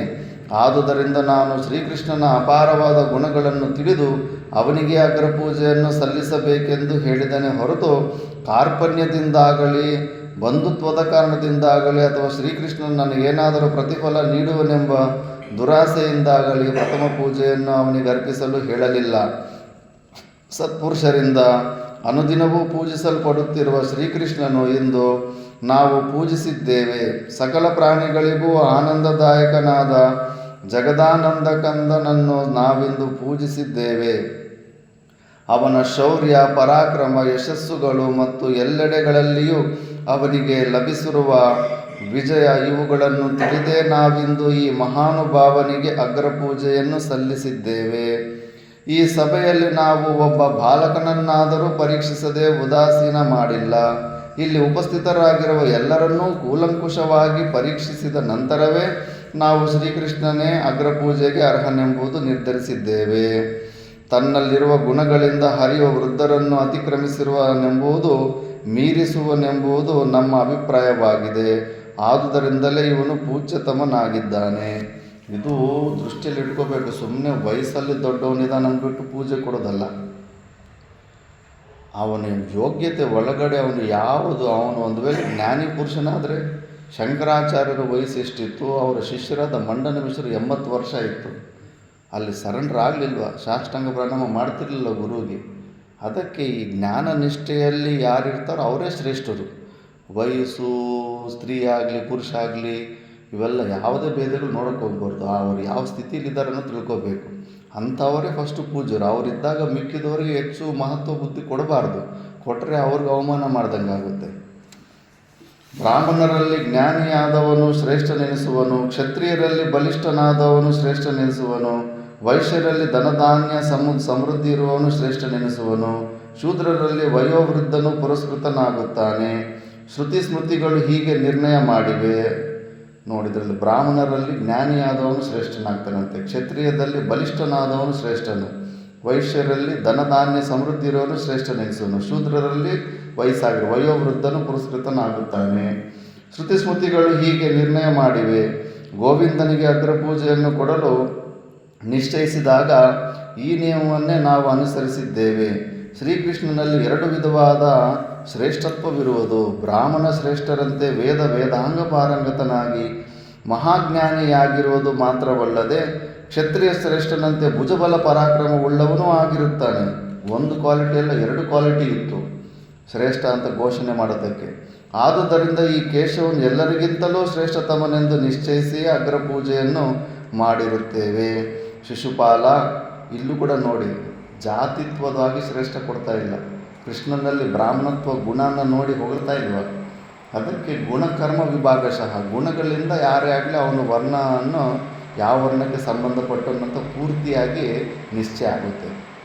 ಜಾತ್ಯಾತ ವರ್ಣ ಅಂದರೆ ಅದು ಈಗ ವರ್ಣಸಂಕರ ಆದಮೇಲೆ ತುಂಬ ಕಷ್ಟ ಆಗುತ್ತೆ. ಆದ್ದರಿಂದ ಕೃಷ್ಣನಲ್ಲಿ 2 ಶ್ರೇಷ್ಠ ಗುಣಗಳು ಕಾಣಿಸ್ತಾ ಇದೆ, ಜ್ಞಾನ ಮತ್ತು ಭುಜಬಲ. ಆದ್ದರಿಂದ ಈ ಕೇಶವನು ಎಲ್ಲರಿಗಿಂತಲೂ ಶ್ರೇಷ್ಠತಮನೆಂದು ನಿಶ್ಚಯಿಸಿ ಅಗ್ರಪೂಜೆಯನ್ನು ಮಾಡುತ್ತಿರುವೆವು. ಶಿಶುಪಾಲ, ಅಖಂಡ ಬ್ರಹ್ಮಾಂಡದಲ್ಲಿ ಶ್ರೀಕೃಷ್ಣನಂತಹ ಪರಾಕ್ರಮಿಯು ಜ್ಞಾನಿಯು ಬೇರೊಬ್ಬನಿದ್ದಾನೆಯೇ? ದಾನ, ಸಾಮರ್ಥ್ಯ, ತತ್ವಜ್ಞಾನ, ಶೌರ್ಯ, ಮರ್ಯಾದೆ, ಕೀರ್ತಿ, ಸೂಕ್ಷ್ಮ ಬುದ್ಧಿ, ದಯೆ, ಸೌಂದರ್ಯ, ದೃಢತೆ, ಸಂತುಷ್ಟಿ, ಪುಷ್ಟಿ ಇತ್ಯಾದಿ ಸಕಲ ಸದ್ಗುಣಗಳು ಅಚ್ಯುತನಲ್ಲಿ ಮೂರ್ತಿಮತ್ತಾಗಿ ನೆಲೆಸಿವೆ. ಈ ಗುಣಗಳು ನೋಡಬೇಕು. ದಾನ ಮಾಡೋದು, ಸಾಮರ್ಥ್ಯ, ತತ್ವಜ್ಞಾನ ಇದ್ದವನು ಶ್ರೇಷ್ಠ. ಶೌರ್ಯ, ಮರ್ಯಾದೆ, ಬರೋರ್ನೆಲ್ಲ ಹೆಂಗೆ ಮರ್ಯಾದೆ ಕೊಡ್ತಾ ಇರ್ತಾನೆ ಅಂದರೆ ಶಾಸ್ತ್ರ ಮಾರ್ಗವನ್ನು ಉಲ್ಲಂಘನೆ ಮಾಡಿದ್ರು. ಕೀರ್ತಿ, ಸೂಕ್ಷ್ಮ ಬುದ್ಧಿ, ದಯೆ ಗುಣ ಇರಬೇಕು. ಮತ್ತು ಮಿಕ್ಕಿದ ಸೌಂದರ್ಯ, ದೃಢತೆ, ಸಂತುಷ್ಟನಾಗಿರಬೇಕು. ಪುಷ್ಟಿ ಇತ್ಯಾದಿ ಸಕಲ ಸದ್ಗುಣಗಳು ಅಚ್ಯುತನಲ್ಲಿ ಮೂರ್ತಿಮತ್ತಾಗಿ ನೆಲೆಸಿವೆ. ಆದುದರಿಂದ ಇಲ್ಲಿ ನೆರೆದಿರುವ ರಾಜ ಮಹಾರಾಜರೆಲ್ಲರೂ ಪರಾತ್ಪರನಾದ ಜ್ಞಾನ ಸಂಪನ್ನನಾದ ಆಚಾರ್ಯನಾದ ಸರ್ವರಿಗೂ ಪಿತೃಸ್ವರೂಪನಾಗಿರುವ ಗುರುರೂಪನಾಗಿರುವ ಶ್ರೀಕೃಷ್ಣನಿಗೆ ಸಮರ್ಸಿರುವ ಅಗ್ರಪೂಜೆಯನ್ನು ಒಪ್ಪಿಕೊಳ್ಳುವುದು ಸರ್ವತಾ ಯೋಗ್ಯವಾಗಿದೆ. ನಾನು ಹಿಂದೆಯೇ ಧರ್ಮರಾಜನೊಡನೆ ಹೇಳಿದಂತೆ ಋತ್ವಿಜ, ಗುರು, ಆಚಾರ್ಯ, ಸ್ನಾತಕ, ರಾಜ, ಹಿತಚಿಂತಕ ಇವರೆಲ್ಲರೂ ಅರ್ಘ್ಯ ಪ್ರದಾನಕ್ಕೆ ಯೋಗ್ಯರಾಗಿರುತ್ತಾರೆ. ಶ್ರೀಕೃಷ್ಣನ ವಿಷಯವಾಗಿ ಹೇಳುವುದಾದರೆ ಶ್ರೀಕೃಷ್ಣನು ಋತ್ವಿಜನೂ ಆಗಿರುತ್ತಾನೆ, ಗುರುವೂ ಆಗಿರುತ್ತಾನೆ, ಸ್ನಾತಕನೂ ಆಗಿರ್ತಾನೆ, ರಾಜನೂ ಆಗಿರುತ್ತಾನೆ, ಪಾಂಡವರ ಹಿತಚಿಂತಕನೂ ಆಗಿರುತ್ತಾನೆ. ಆದುದರಿಂದ ನಾವು ಅಚ್ಯುತನಿಗೆ ಅಗ್ರಪೂಜೆಯನ್ನು ಮಾಡಿರುವೆವು. ಎಲ್ಲ ಗುಣಗಳಿರುತ್ತೆ. ಶ್ರೀಕೃಷ್ಣನ ವಿಷಯವಾಗಿ ಲೋಕದೃಷ್ಟಿಯಿಂದ ಇವಿಷ್ಟನ್ನು ಹೇಳಿದ್ದಾಯಿತು. ಶಾಸ್ತ್ರದೃಷ್ಟಿಯಿಂದ ನೋಡಿದರೆ ಶ್ರೀಕೃಷ್ಣನ ಮಹಿಮೆ ಇನ್ನೂ ಅಪರಿಮಿತವಾಗಿದೆ. ಶ್ರೀಕೃಷ್ಣನೇ ಲೋಕದ ಉತ್ಪತ್ತಿಗೆ ಕಾರಣನು, ಶ್ರೀಕೃಷ್ಣನೇ ಲಯಕರ್ತನು, ನಾಶರಹಿತನು. ಶ್ರೀಕೃಷ್ಣನಿಗಾಗಿಯೇ ಈ ಪ್ರಪಂಚವು ಚರಾಚರಗಳು ಸೃಷ್ಟವಾಗಿವೆ. ಇದು ರಿಯಾಲಿಟಿ, ನಿಜವಾಗಿ ತಿಳ್ಕೊಳ್ಳೋದು ಅಂದರೆ ಅವ್ಯಕ್ತವಾದ ಪ್ರಕೃತಿಯೂ ಇವನೇ, ಅವ್ಯಕ್ತ ಚೈತನ್ಯ. ಕರ್ತೃವೂ ಇವನೇ, ಕಾರಣನೂ ಇವನೇ, ಆದ್ಯಂತರಹಿತನಾದ ಸನಾತನನೂ ಇವನೇ ಆಗಿರುತ್ತಾನೆ. ಆದುದರಿಂದ ಸರ್ವಭೂತಗಳಿಗಿಂತಲೂ ಇವನೇ ಶ್ರೇಷ್ಠನಾಗಿರುತ್ತಾನೆ. ಈ ಕಾರಣದಿಂದಲೇ ನಾವು ಮಹಾನುಭಾವನಾದ ಶ್ರೀಕೃಷ್ಣನಿಗೆ ಅಗ್ರಪೂಜೆಯನ್ನು ಅರ್ಪಿಸಿರುತ್ತೇವೆ. ಬುದ್ಧಿ, ಮನಸ್ಸು, ಮಹತ್ತತ್ವ, ವಾಯು, ತೇಜಸ್ಸು, ನೀರು, ಆಕಾಶ, ಭೂಮಿ, ಜರಾಯುಜ, ಅಂಡಜ, ಉದ್ಭಿಜ, ಸ್ವೇದಜ ರೂಪಗಳಾದ ಚತುರ್ವಿಧಗಳಾದ ಪ್ರಾಣಿಗಳು ಇವುಗಳೆಲ್ಲವೂ ಶ್ರೀಕೃಷ್ಣನಲ್ಲಿಯೇ ಪ್ರತಿಷ್ಠವಾಗಿವೆ. ಆದಿತ್ಯ, ಚಂದ್ರ, ನಕ್ಷತ್ರ, ಗ್ರಹಗಳು, ದಿಕ್ಕುಗಳು, ಉಪದಿಕ್ಕುಗಳು ಇವೆಲ್ಲವೂ ಶ್ರೀಕೃಷ್ಣನಲ್ಲಿಯೇ ಪ್ರತಿಷ್ಠವಾಗಿವೆ. ವೇದವಿಹಿತವಾದ ಪ್ರಕ್ರಿಯೆಗಳಲ್ಲಿ ಅಗ್ನಿಹೋತ್ರವೇ ಮುಖ್ಯವಾದದ್ದು. ಛಂದಸ್ಸುಗಳಲ್ಲಿ ಗಾಯತ್ರಿ ಛಂದಸ್ಸೇ ಮುಖ್ಯವಾದದ್ದು. ಮನುಷ್ಯರಲ್ಲಿ ರಾಜನೇ ಮುಖ್ಯನು. ನದಿಗಳಲ್ಲಿ ಸಮುದ್ರವೇ ಶ್ರೇಷ್ಠವು. ನಕ್ಷತ್ರಗಳಿಗೆ ಚಂದ್ರನೂ ಮುಖಪ್ರಾಯನಾಗಿರುತ್ತಾನೆ. ಸಕಲ ತೇಜೋರಾಶಿಗಳಿಗೂ ಆದಿತ್ಯನು ಮುಖ್ಯನು. ಪರ್ವತಗಳೆಲ್ಲ ಮೇರು ಪರ್ವತವೇ ಶ್ರೇಷ್ಠವಾದದ್ದು. ಹಾರುವ ಪಕ್ಷಿಗಳಲ್ಲಿ ಗರುಡನೇ ಮುಖ್ಯನು. ಇದೇ ರೀತಿಯಲ್ಲಿ ದೇವಲೋಕ ಸಹಿತವಾದ ಸಮಸ್ತ ಲೋಕಗಳಲ್ಲಿ ಮೇಲೆ ಕೆಳಗೆ ಪಕ್ಕಗಳಲ್ಲಿ ಎಲ್ಲಿಯವರೆಗೂ ಜಗತ್ತಿನ ವ್ಯಾಪನೆ ಇರುವುದೋ ಅವೆಲ್ಲಕ್ಕೂ ಶ್ರೀ ಮಾಧವನೇ ಮುಖ್ಯನು. ಆದರೆ ಈ ಶಿಶುಪಾಲನಿನ್ನೂ ಬುದ್ಧಿಯಲ್ಲಿ ಬಾಲನಾಗಿರುವುದರಿಂದ ಶ್ರೀಕೃಷ್ಣನ ಮಾಹಾತ್ಮ್ಯವನ್ನು ಅರಿಯದೆ ಎಲ್ಲೆಡೆಗಳಲ್ಲಿಯೂ ಇದೇ ರೀತಿಯಲ್ಲಿ ಶ್ರೀಕೃಷ್ಣನನ್ನು ತೆಗಳುವನು. ಬುದ್ಧಿವಂತನಾದ ಆತ್ಮದರ್ಶನಾಕಾಂಕ್ಷಿಯಾದ ಪ್ರತಿಯೊಬ್ಬ ಮಾನವನು ಶ್ರೀಕೃಷ್ಣನ ವಿಷಯವಾಗಿ ನಾನು ಹೇಳಿದ ರೀತಿಯಲ್ಲೇ ಜಿಜ್ಞಾಸೆ ಮಾಡುತ್ತಾನೆ. ಆ ರೂಪದಲ್ಲೇ ತಿಳ್ಕೊಳ್ಳೋದಕ್ಕೆ ಪ್ರಯತ್ನ ಮಾಡ್ತಾರೆ. ಆದರೆ ಚೇದಿರಾಜನು ಮಾತ್ರ ಇದಕ್ಕೆ ವ್ಯತಿರಿಕ್ತವಾಗಿ ವರ್ತಿಸುತ್ತಿದ್ದಾನೆ. ಅಬಾಲವೃದ್ಧರಾಗಿ ಯಾರು ತಾನೇ ಶ್ರೀಕೃಷ್ಣನು ಅಗ್ರಪೂಜೆಗೆ ಅನರ್ಹನೆಂದು ಭಾವಿಸುತ್ತಾರೋ ಈ ಮಹಾಸಭೆಯಲ್ಲಿ ನೆರೆದಿರುವ ರಾಜರಲ್ಲಿ ಯಾವನೊಬ್ಬನಾದರೂ ಶ್ರೀ ಕೇಶವನ ಅಗ್ರಪೂಜೆಗೆ ಅನರ್ಹನೆಂದು ಹೇಳುವನಿದ್ದಾನೆಯೇ? ಸರ್ವತಾ ಇಲ್ಲವೆಂದು ನಾನು ದೃಢ ವಿಶ್ವಾಸದಿಂದ ಹೇಳುತ್ತೇನೆ. ಆದರೆ ಶಿಶುಪಾಲನು ಮಾತ್ರ ಈ ಪೂಜೆಯನ್ನು ದುಷ್ಕೃತವೆಂದು ಹೇಳುತ್ತಿದ್ದಾನೆ. ದುಷ್ಕೃತ ಪೂಜೆಯ ವಿಷಯದಲ್ಲಿ ಏನು ಮಾಡಬೇಕೆಂಬ ಅಭಿಪ್ರಾಯವಿದೆಯೋ ಆ ರೀತಿಯಲ್ಲಿ ವರ್ತಿಸಲು ಶಿಶುಪಾಲನು ಸ್ವತಂತ್ರನಾಗಿರುತ್ತಾನೆ. ಪಾರೀಕ್ಷಿತ, ಭೀಷ್ಮನು ಮೌನ ತಾಳಿದ ನಂತರ ಸಹದೇವನೆದ್ದು ಶಿಶುಪಾಲನೆ ಮೊದಲಾದ ರಾಜರನ್ನು ಸಂಬೋಧಿಸಿ ಧಾರ್ಷ್ಟ್ಯದಿಂದ ಕೂಡಿದ ಈ ಮಾತುಗಳನ್ನು ಹೇಳಿದನು.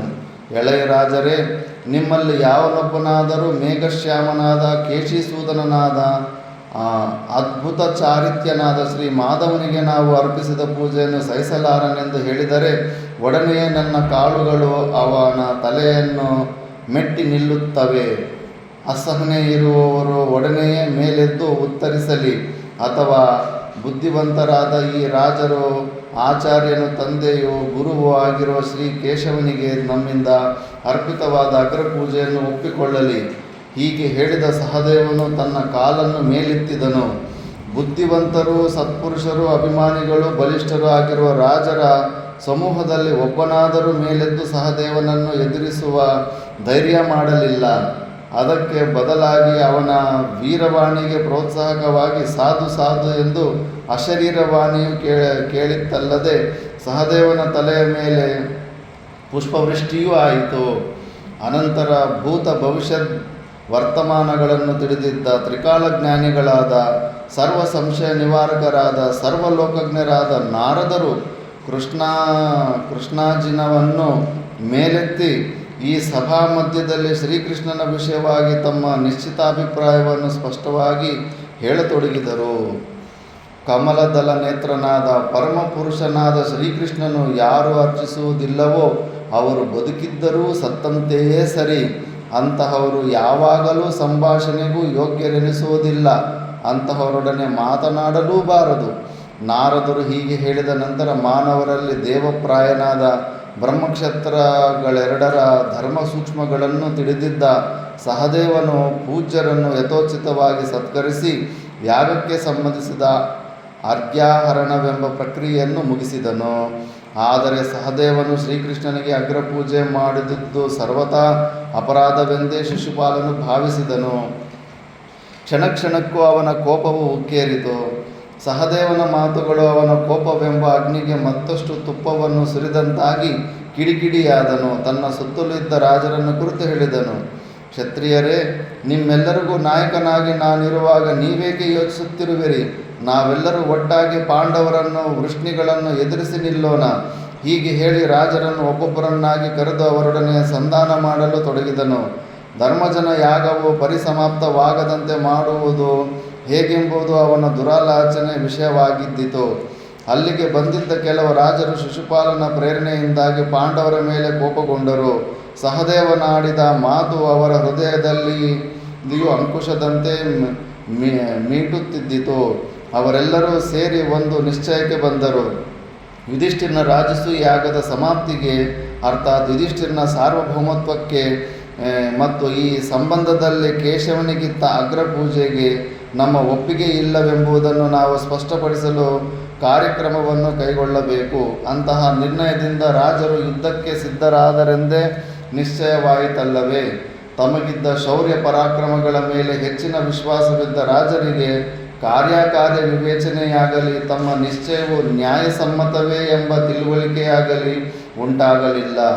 ಕೋಪಾವಿಷ್ಟರಾದ ರಾಜರು ಶಿಶುಪಾಲನ ನಾಯಕತ್ವದಲ್ಲಿ ಪಾಂಡವರ ಮತ್ತು ಶ್ರೀಕೇಶವನ ಅವನತಿಯ ಕನಸನ್ನೇ ಕಂಡರು. ಅವರ ಪಕ್ಕದಲ್ಲಿಯೇ ಇದ್ದ ವಿವೇಚನಾಶೀಲರಾದ ಕೆಲವು ರಾಜರು ಹೇಳಿದ ಹಿತವಚನಗಳು ಅವರಿಗೆ ಹಿಡಿಸದಾದವು. ಆಹಾರವನ್ನು ಕಳೆದುಕೊಂಡು ಸಿಂಹಗಳಂತೆ ಅಗ್ರಪೂಜೆಯನ್ನು ಕಳೆದುಕೊಂಡ ರಾಜರು ಕೋಪಾವಿಷ್ಟರಾಗಿ ಗರ್ಜಿಸಿದರು. ಅಸಂಖ್ಯಾತ ರಾಜರು ತಮ್ಮ ಸೈನ್ಯಗಳೊಡನೆ ಪಾಂಡವರ ಮೇಲೆ ಯುದ್ಧ ಸನ್ನದ್ಧರಾಗಿ ಶಿಶುಪಾಲನ ನಾಯಕತ್ವದಲ್ಲಿ ಬರುವರೆಂಬ ಸುಳಿವು ಶ್ರೀಕೃಷ್ಣನಿಗೆ ತಿಳಿಯಿತು. ಜನಮೇಜಯ, ಪ್ರಪಂಚದ ಪ್ರಳಯ ಕಾಲದಲ್ಲಿ ಚಂಡಮಾರುತವು ಬೀಸಿ ಸಮುದ್ರವು ಅಲ್ಲೋಲ ಕೊಳ್ಳೋಲವಾಗುವಂತೆ ಆ ಮಹಾಸಭೆಯಲ್ಲಿದ್ದ ರಾಜರ ಸಮೂಹದಲ್ಲಿ ಅದ್ಭುತವಾದ ಕೋಲಾಹಲ ಉಂಟಾಯಿತು. ಎಲ್ಲರೂ ಕುಪಿತರಾಗಿ ಗರ್ಜನೆ ಮಾಡುತ್ತಿದ್ದರು. ಅದನ್ನು ಕಂಡು ಯುಧಿಷ್ಠಿರನು ವಿಸ್ಮಿತನಾಗಿ ಮುಂದೇನು ಮಾಡಬೇಕೆಂದು ತಿಳಿಯದೆ ಪಕ್ಕದಲ್ಲಿಯೇ ಇದ್ದ ಕುರು ಪಿತಾಮಹನಾದ ಭೀಷ್ಮನನ್ನು ಆಪತ್ಕಾಲದಲ್ಲಿ ಇಂದ್ರನು ಬೃಹಸ್ಪತಿಯನ್ನು ಕೇಳುವಂತೆ ಕೇಳಿದನು. ಪಿತಾಮಹ, ಸಮುದ್ರದಂತಿರುವ ಈ ರಾಜರ ಕೋಪದಿಂದ ಉದ್ವಿಗ್ನರಾಗಿರುತ್ತಾರೆ. ಈ ಸಮಯದಲ್ಲಿ ನಾನೇನು ಮಾಡಬೇಕೆಂಬುದನ್ನು ದಯಮಾಡಿ ತಿಳಿಸಿ. ನಾನು ಮಾಡಿರುವ ಯಾಗವು ಅಪೂರ್ಣವಾಗುವಂತಾಗಬಾರದು ಮತ್ತು ನನ್ನ ಪ್ರಜೆಗಳಿಗೆ ತೊಂದರೆಯೂ ಆಗಬಾರದು. ಧರ್ಮಜ್ಞನಾದ ಯುಧಿಷ್ಠಿರನ ಮಾತುಗಳನ್ನು ಕೇಳಿ ಕುರುಕುಲ ಪಿತಾಮಹನಾದ ಭೀಷ್ಮನು ಉತ್ತರಿಸಿದನು. ಭಯಪಡಬೇಡ ಯುಧಿಷ್ಠಿರ, ನಾಯಿಗೆ ಸಿಂಹವನ್ನು ಕೊಳ್ಳುವ ಸಾಧ್ಯವಾದೀತೆ? ಶ್ರೀಕೃಷ್ಣನ ಆಶ್ರಯವನ್ನು ಪಡೆದಿರುವ ನಮ್ಮ ಮಾರ್ಗವು ಸುಗಮವಾಗುತ್ತದೆ. ಈಗ ನಾವು ಅನುಸರಿಸಿರುವುದೇ ಸರಿಯಾದ ನೀತಿ. ಈ ವಿಷಯವನ್ನು ನಾನು ಈ ಹಿಂದೆಯೇ ನಿಶ್ಚಯ ಮಾಡಿರುತ್ತೇನೆ. ಸಿಂಹವು ಮಲಗಿ ನಿದ್ರಿಸುತ್ತಿರುವಾಗ ಹಲವು ನಾಯಿಗಳು ಅದರ ಸಮೀಪಕ್ಕೆ ಹೋಗಿ ಬೊಗಳುವಂತೆ ಈ ರಾಜರು ಬೊಗಳುತ್ತಿದ್ದಾರೆ. ನಿಶ್ಚಯವಾಗಿಯೂ ನಾಯಿಗಳಂತಿರುವ ಈ ರಾಜರು ಸಿಂಹರೂಪಿಯಾದ ಶ್ರೀ ಕೇಶವನ ಮುಂದೆ ಬೊಗಳುತ್ತಿದ್ದಾರೆ. ಅಚ್ಯುತನನ್ನು ಈಗ ಮಲಗಿರುವ ಸಿಂಹವೆಂದು ಭಾವಿಸು. ಇವನು ಎಚ್ಚರಗೊಳ್ಳುವವರೆಗೂ ನರಪುಂಗವನಾದ ಛೇದಿರಾಜನು ಈ ರಾಜ್ಯರಿಗೆ ತಾವು ರಾಜಸಿಂಹರೆಂಬ ಭಾವನೆಯುಂಟಾಗುವಂತೆ ಮಾಡಿದ್ದಾನೆ. ಮಂದಬುದ್ಧಿಯವನಾದ ಶಿಶುಪಾಲನು ತನ್ನ ಕುಬುದ್ಧಿಯ ಕಾರಣದಿಂದಾಗಿ ರಾಜಸಮೂಹವನ್ನೇ ಯಮಾಲಯಕ್ಕೆ ತನ್ನೊಡನೆಯೇ ಕರೆದೊಯ್ಯಲು ಯತ್ನಿಸಿದ್ದಾನೆ. ಅವನು ಸಾಯ್ತಾನೆ, ಅವನ ಜೊತೆ ರಾಜರನ್ನು ಕರ್ಕೊಂಡು ಹೋಗ್ತಾನೆ. ನಿಶ್ಚಯವಾಗಿಯೂ ಶ್ರೀ ಕೇಶವನು ಈ ಸಮಯದಲ್ಲಿ ಶಿಶುಪಾಲನಲ್ಲಿರುವ ತನ್ನ ತೇಜಸ್ಸನ್ನು ಹಿಂತೆಗೆದುಕೊಳ್ಳಲು ನಿಶ್ಚಯಿಸಿರುತ್ತಾನೆ. ಶಿಶುಪಾಲನ ಮತ್ತು ಅವನನ್ನೇ ಅನುಸರಿಸಿ ಹೊರಟಿರುವ ಈ ರಾಜರ ಬುದ್ಧಿಯು ವಿಪ್ಲವವಾಗಿದೆ. ವಿನಾಶ ಕಾಲದಲ್ಲಿ ಬುದ್ಧಿ ವೈಪರೀತ್ಯ ಉಂಟಾಗುತ್ತದೆ. ಚತುರ್ವಿಧ ಪ್ರಾಣಿಗಳ ಸೃಷ್ಟಿ ಸ್ಥಿತಿ ಲಯಗಳಿಗೂ ಮಾಧವನೇ ಕಾರಣ. ಯುಧಿಷ್ಠಿರ, ಅಂತಹವನೇ ನಿನಗೆ ಆಶ್ರಯದಾತನಾಗಿರುವಾಗ ನೀನು ಸ್ವಲ್ಪವಾದರೂ ಕಳವಳ ಪಡುವ ಕಾರಣವಿಲ್ಲ. ಭೀಷ್ಮನ ಮಾತುಗಳನ್ನು ಕೇಳಿದ ನಂತರ ಯುಧಿಷ್ಠಿರನ ಮನಸ್ಸಿಗೆ ನೆಮ್ಮದಿಯೂ ಛೇದಿರಾಜನಿಗೆ ಮಹತ್ತರವಾದ ಕೋಪವೂ ಉಂಟಾಯಿತು. ಶಿಶುಪಾಲನು ಭೀಷ್ಮನನ್ನು ಬಹಳ ಕಟುವಾಗಿ ನಿಂದಿಸತೊಡಗಿದನು. ಇಲ್ಲಿ ಶ್ರೀಕೃಷ್ಣ ಒಪ್ಪೋದಿಲ್ಲ, ಅಲ್ಲಿ ತನಕ ಸೈಲೆಂಟಾಗಿರ್ತಾನೆ. ಭಗವಂತನು ಗುರುಗಳು ಅವರನ್ನು ಯಾರಾದರೂ ನಿಂದೆ ಮಾಡ್ತಾಯಿದ್ರೆ ಸಂಧಿ ಸಹಿಸ್ಕೊತಾರೆ, ಆದರೆ ಅವರ ಶಿಷ್ಯರನ್ನು ಅವರ ಭಕ್ತರನ್ನ ಯಾರಾದರೂ ನಿಂದೆ ಮಾಡಿದ್ರೆ ಒಪ್ಪೋದಿಲ್ಲ. ಇಲ್ಲಿ ಮುಗಿಸ್ಬಿಡ್ತಾನೆ. ಅದು ನೆಕ್ಸ್ಟ್ ಕ್ಲಾಸಲ್ಲಿ ನೋಡೋಣ. ಓಂ ಪೂರ್ಣಮದ ಪೂರ್ಣಮಿದಂ ಪೂರ್ಣಾತ್ ಪೂರ್ಣಮುದಚ್ಯತೆ ಪೂರ್ಣಸ್ಯ ಪೂರ್ಣಮಾದಾಯ ಪೂರ್ಣಮೇವಾವಶಿಷ್ಯತೆ. ಓಂ ಶಾಂತಿ ಶಾಂತಿ ಶಾಂತಿ.